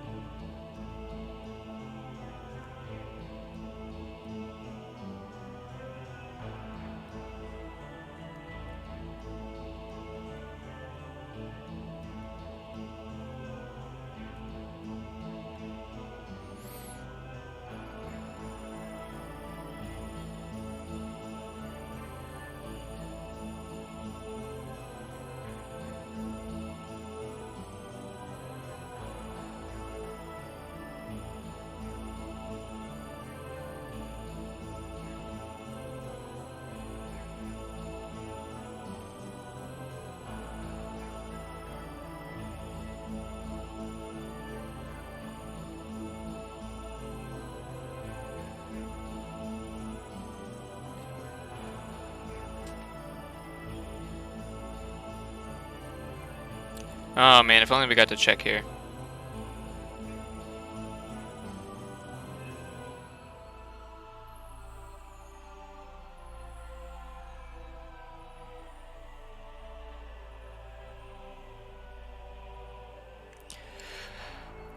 Okay, so do we fight here?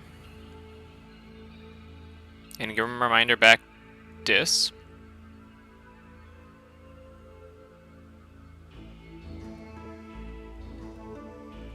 Yeah, why not?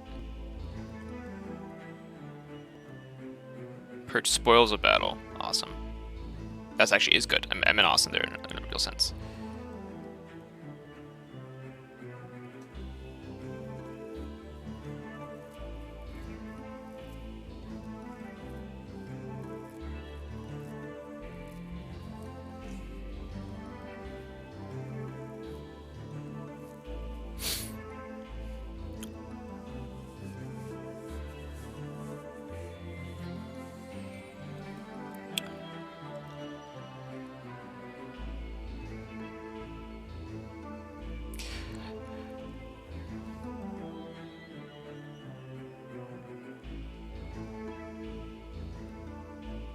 Tight game.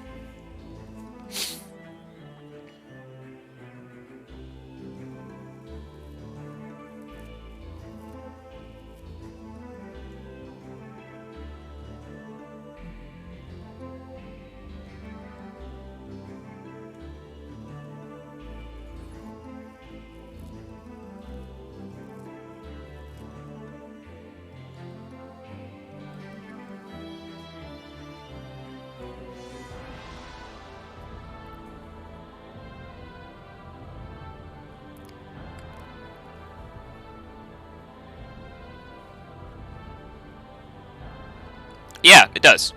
Yeah, Samir has surprisingly low C. 8.4 I think is the amount on DOK. Yep. That's not what Samir's doing.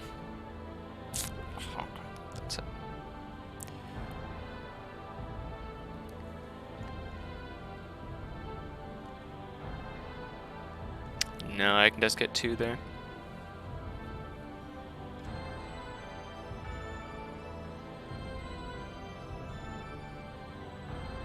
They just needed to go. I needed them to go to 7. Damn. Yeah, that's it I think. But called this.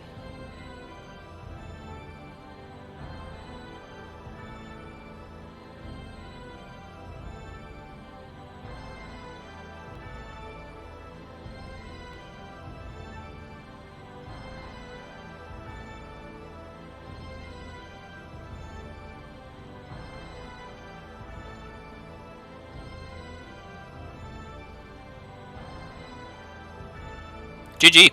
Good game. Tough game.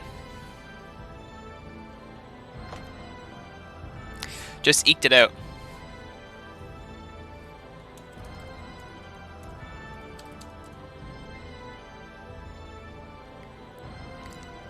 Whew. I still won the round. Yeah, I'm going for 2. I accomplished my goal, which is 2-1. Anything else is extra. And I minimized key difference here as well. So, very happy overall.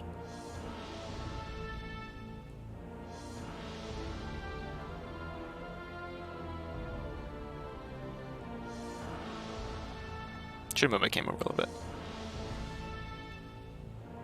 DT is still best at, yeah. Oh, you missed my, did you? I think you missed my, my DT game in the first one, Jolker.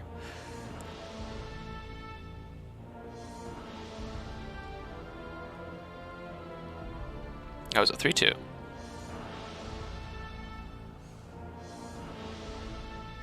Yeah, you'll have to watch it. It'll be up on YouTube. You have to watch it there. It was a very nice. It was a brig. It was which one? This one. It was a brig versus a judge. And they discarded UA for turn 1, by the way, too, which really made me sad. But it was this deck, Colton versus Judge, and Judge took the win out.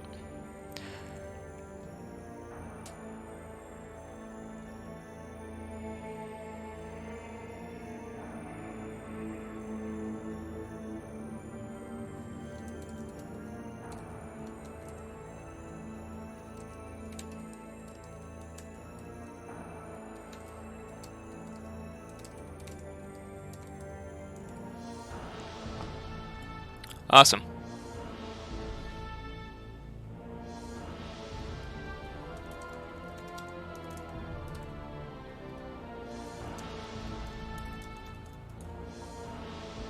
Yeah, they just messaged me on Discord. They did their computers are being funky. Wow, 37 games on TCO. Can't see it because my camera's in the way right now, but look at that, 36 games on TCO. Crazy. Game's dead. I know. There's no one playing. There's not enough leagues to play in. There's not enough people online to play the game. It's impossible. The game's dead. So yeah, that was awesome. That was a really good set of games. Thank you so much to yours truly for the games and for the wonderful match. Hopefully everyone enjoyed it. And yeah, good luck to yours truly for to the rest of the season.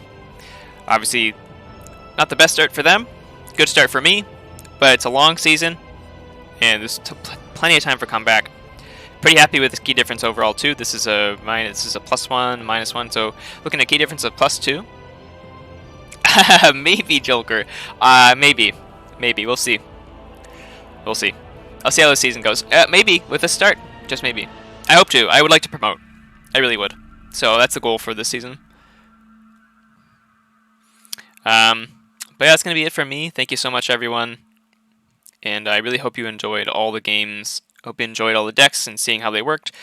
I didn't use any of my new decks for this season because Vervet and Nexapretzel are the new ones. Vervet got banned, which was surprising. But I think was a totally fair ban. Yes, Ultimo, I do expect to see you in silver when we both get promoted. But I think Samir was really the best deck for that matchup out of Nexapretzel and Samir. I think it certainly was the right choice.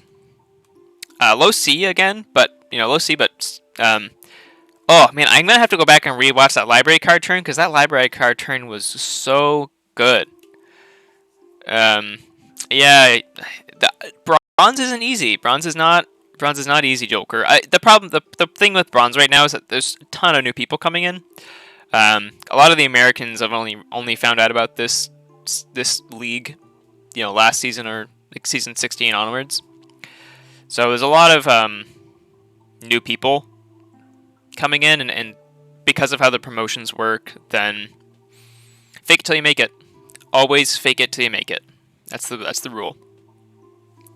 Because there's so many new people coming in, it's just natural that they have to go through a few seasons of demotions and promotions, and we'll get the league settled eventually, maybe.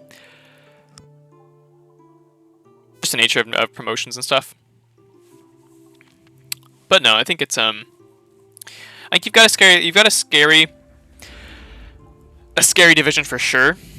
But you can handle him. You can handle him, Joker. You can handle him. Like none of them are okay. None of them are okay. Let's look at the SAS average. So your SAS average in alpha is 80.31. Beta is 83.38. Dinobot brings that up a lot though. Oh wow, actually just identify SAS in beta. And then we have Gamma, which is a 80.85. Delta, which is 80.17. So most of bronze is fairly actually around the same SAS range, except for bronze beta. Yeah, I pulled a pretty good 86 right after. I can pull it up right now. I pulled this the day 2 hours after the submission deadline. I pulled this literally 2 hours after submission deadline. So it was a little bit sad. But what are you gonna do? And yeah, I think it'll be pretty fun. I'm excited to face Kalos. I face Aurora next. And Aurora will be a scary opponent. But yeah, it'll be a good Good series, I think, against Aurora. That'll be a fun stream. Gotta be. I'll have to really be on my top of my. Oh, oops. I got you. Archon Matrix still pulls through.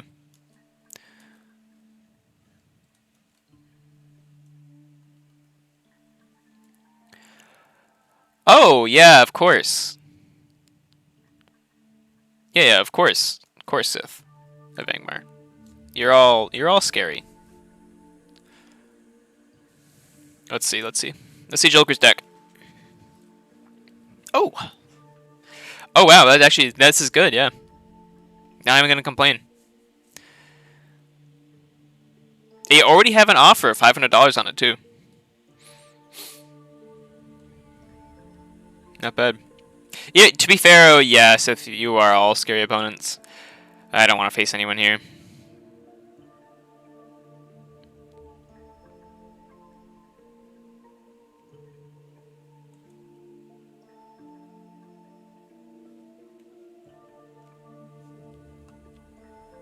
Yeah, $500.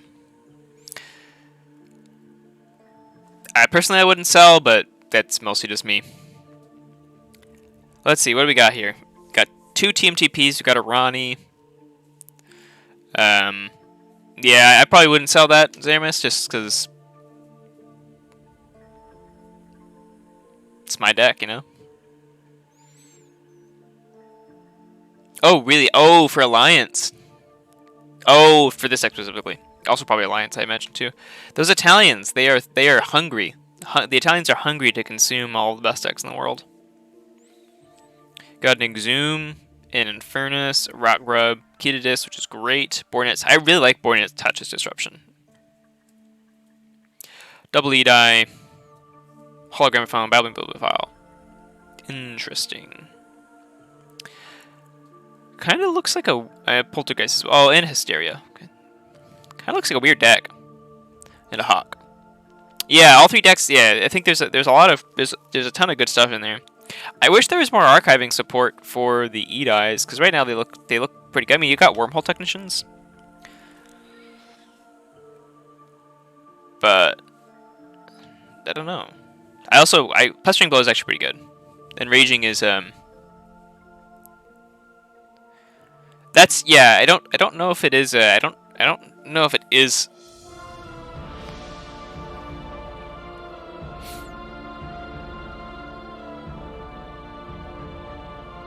Definitely looks good. But on looking at it, it looks yeah. That's my thinking, Zeramis. Maybe? Definitely deserves some playtesting, at the very least. All 90 plus do. All 80s do, really. They deserve some playtesting. All decks deserve some playtesting.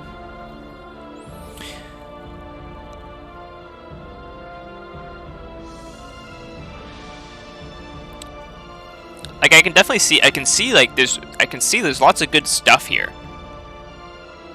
So yeah, I'm also very curious. Yeah, that's same Joker. I also don't play a ton outside of leagues. Mostly team testing, and I don't play a lot of casual games on TCO. Casual or competitive games on TCO just on my own. Most of my play is league play. You guys literally see most of my gameplay unless I'm doing solo testing or games with some simple people. Looks cool though. Cool deck. Pulling any statistical anomaly like this is really good. Yeah, no, that's totally fair, Zeramis. And I might do that. I do that in solo. Usually, if I'm testing a good deck like this, like if I'm testing Adaptiface, I think I have probably 4. I think I have 4 games on Adaptiface now, maybe 5, but those are all solo games. Yeah, Adaptiface is doing pretty well actually. It's winning a surprising amount of games where I don't know if it doesn't feel like it should necessarily win, but it does win. But something like this, there's no way if it goes against some. I mean, It's like most decks. If it once goes against something like a Queen O, there's no way it's winning.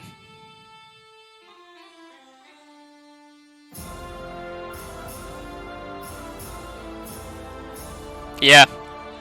No, that's why Nexa Pretzel's in my lineup. That's why Nexa Pretzel's here. Yeah, same with Vervet. Like Vervet is here.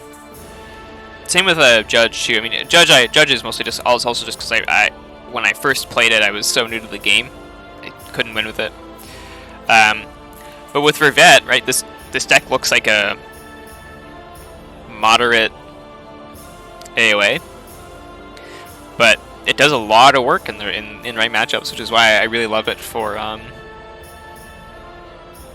NKFL. I'm glad I'm bringing it in this season.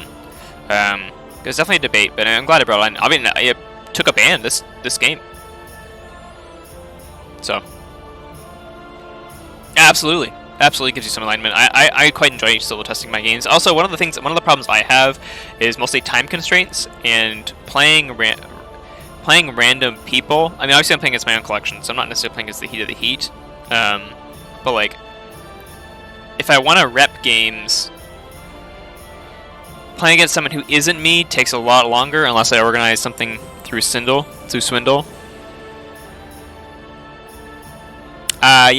Yeah, ganging out with lots of C is certainly a good reason to ban it. Not just that, but like literally the whole Brobnar house with this much C is it's a lot. Yeah, the lower decks do a lot of work. I brought I had the beast that overlies Ant Pond in my lineup for a long time, or for actually just a season, but did fairly well. Like there's lots of low SAS decks I find that do well. So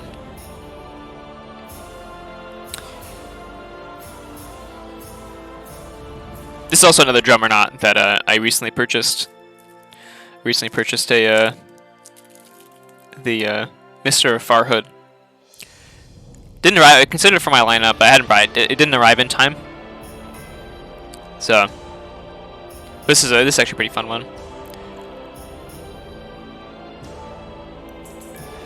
Yeah, you can't say if you're low as an 80, you can't say you're up in low SAS there, Joker. 69. I mean, it's not playing in like low 60s, but 69 is fairly low for the league.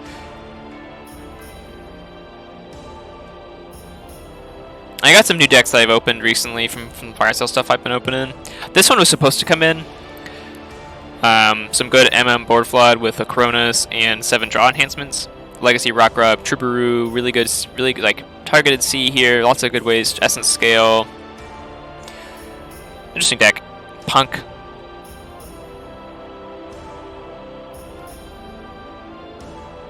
So some really interesting decks in here that I have considered bringing in, but not entirely certain of yet.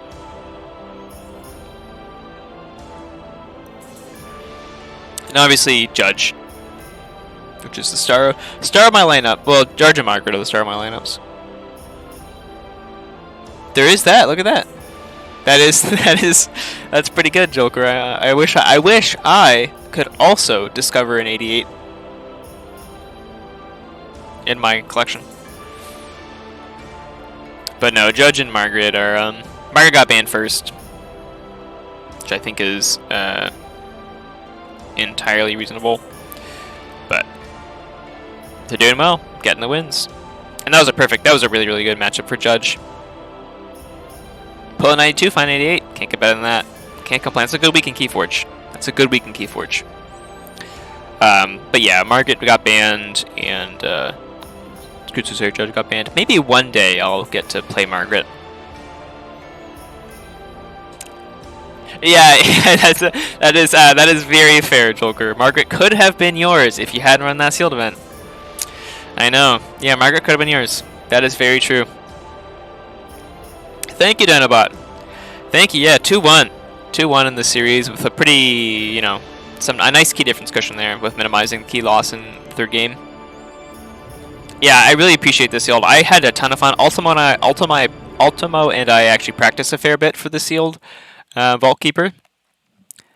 I had really a ton of fun in both of those series, and the decks I got from those are so they really are special to me, and especially especially Margaret, obviously. But no, I can't say how appreciative I am for you running the sealed.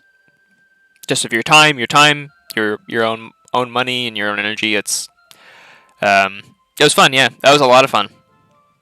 It really and like I think you I know your goal was to bring big tournaments back to Keyforge, and yeah, I think you absolutely nailed the tournament feel and everything. And I view the Vault Keeper events very much as big, large scale tournaments, and they felt like it, and they were run really well and professionally. And yeah, 2 DSL decks and Margaret, not bad. Margaret's showing was super sad, but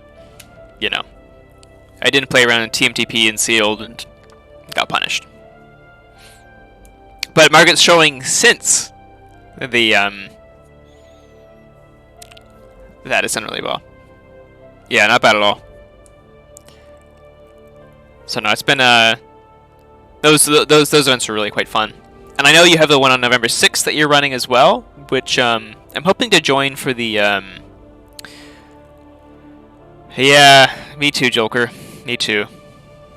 But no, you nailed it. So, really well done. 11th and 12th, yeah. The Champions Challenge looked really interesting, and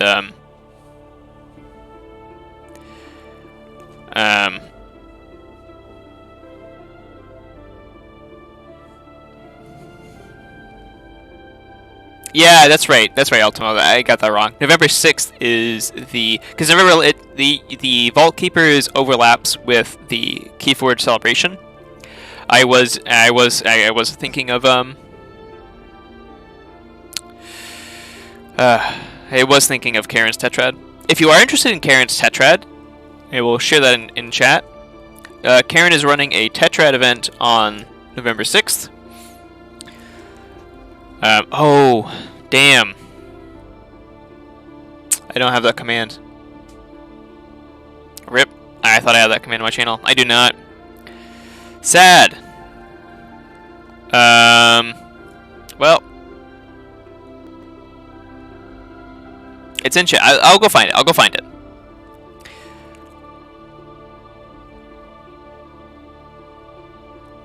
Here we go.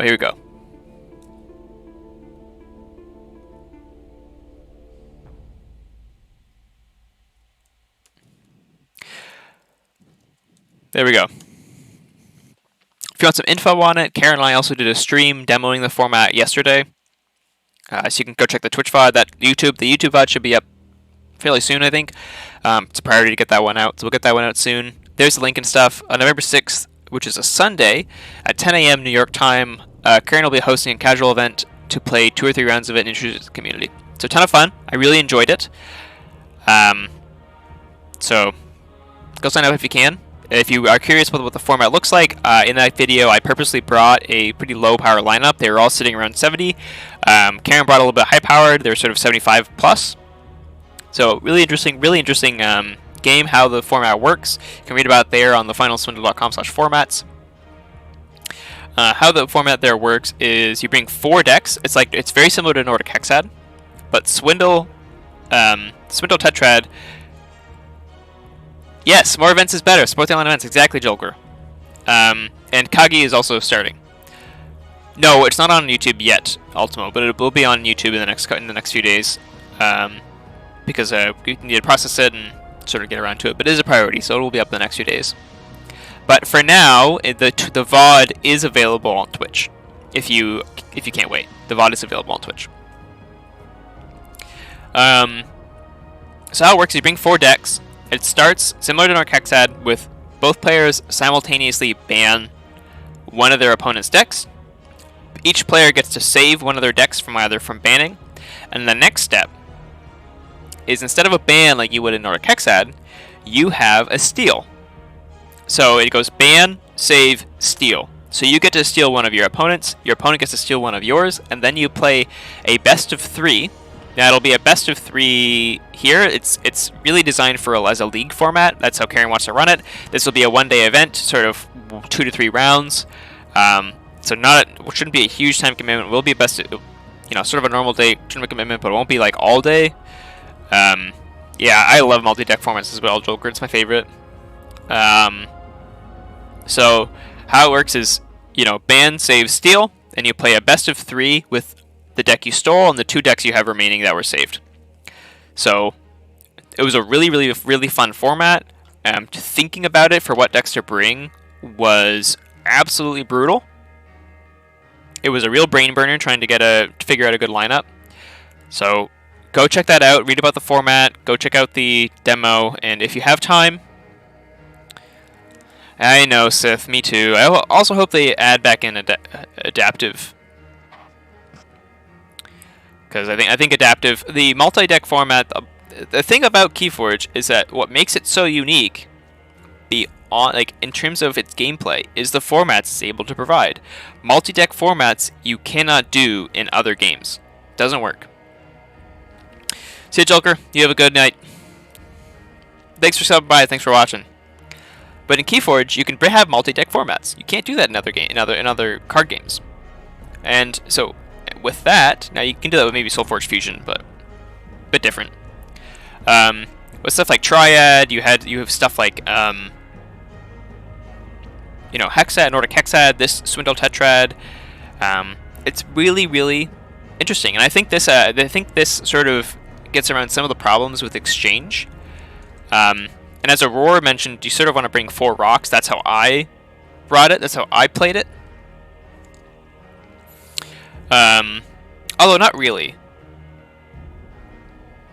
They weren't really 4 rocks. For my lineup was low power because I wanted to bring a low power, like a low SAS lineup. They're all decks that all the games are close. I lost, but all of them were very good. So what I did was I brought all board heavy decks. Aurora was basically saying that if sorry, I should explain that. So Aurora was saying Keyforge is rock paper scissors. Rock paper scissors, etc. Rock paper scissors plus. And if that's all matchups, if you bring 4 rocks, right? That's all 4 of those are the same matchup.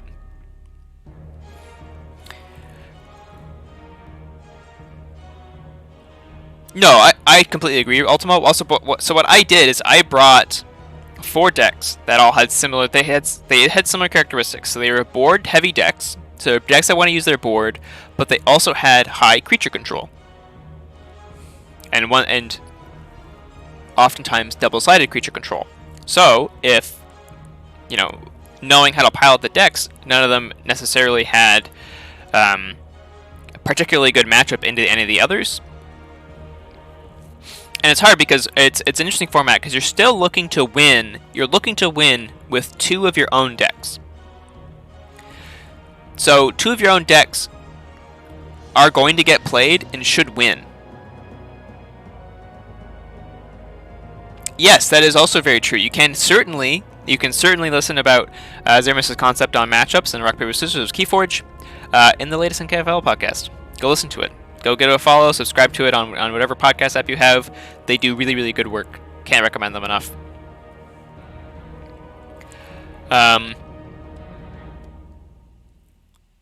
So it's not a sponsor. Yeah, not a sponsor. They're just cool people. But yeah, I think it's a really interesting concept. So. And how do you maximize? It sort of feels like, man, how on earth do you maximize a 2-0?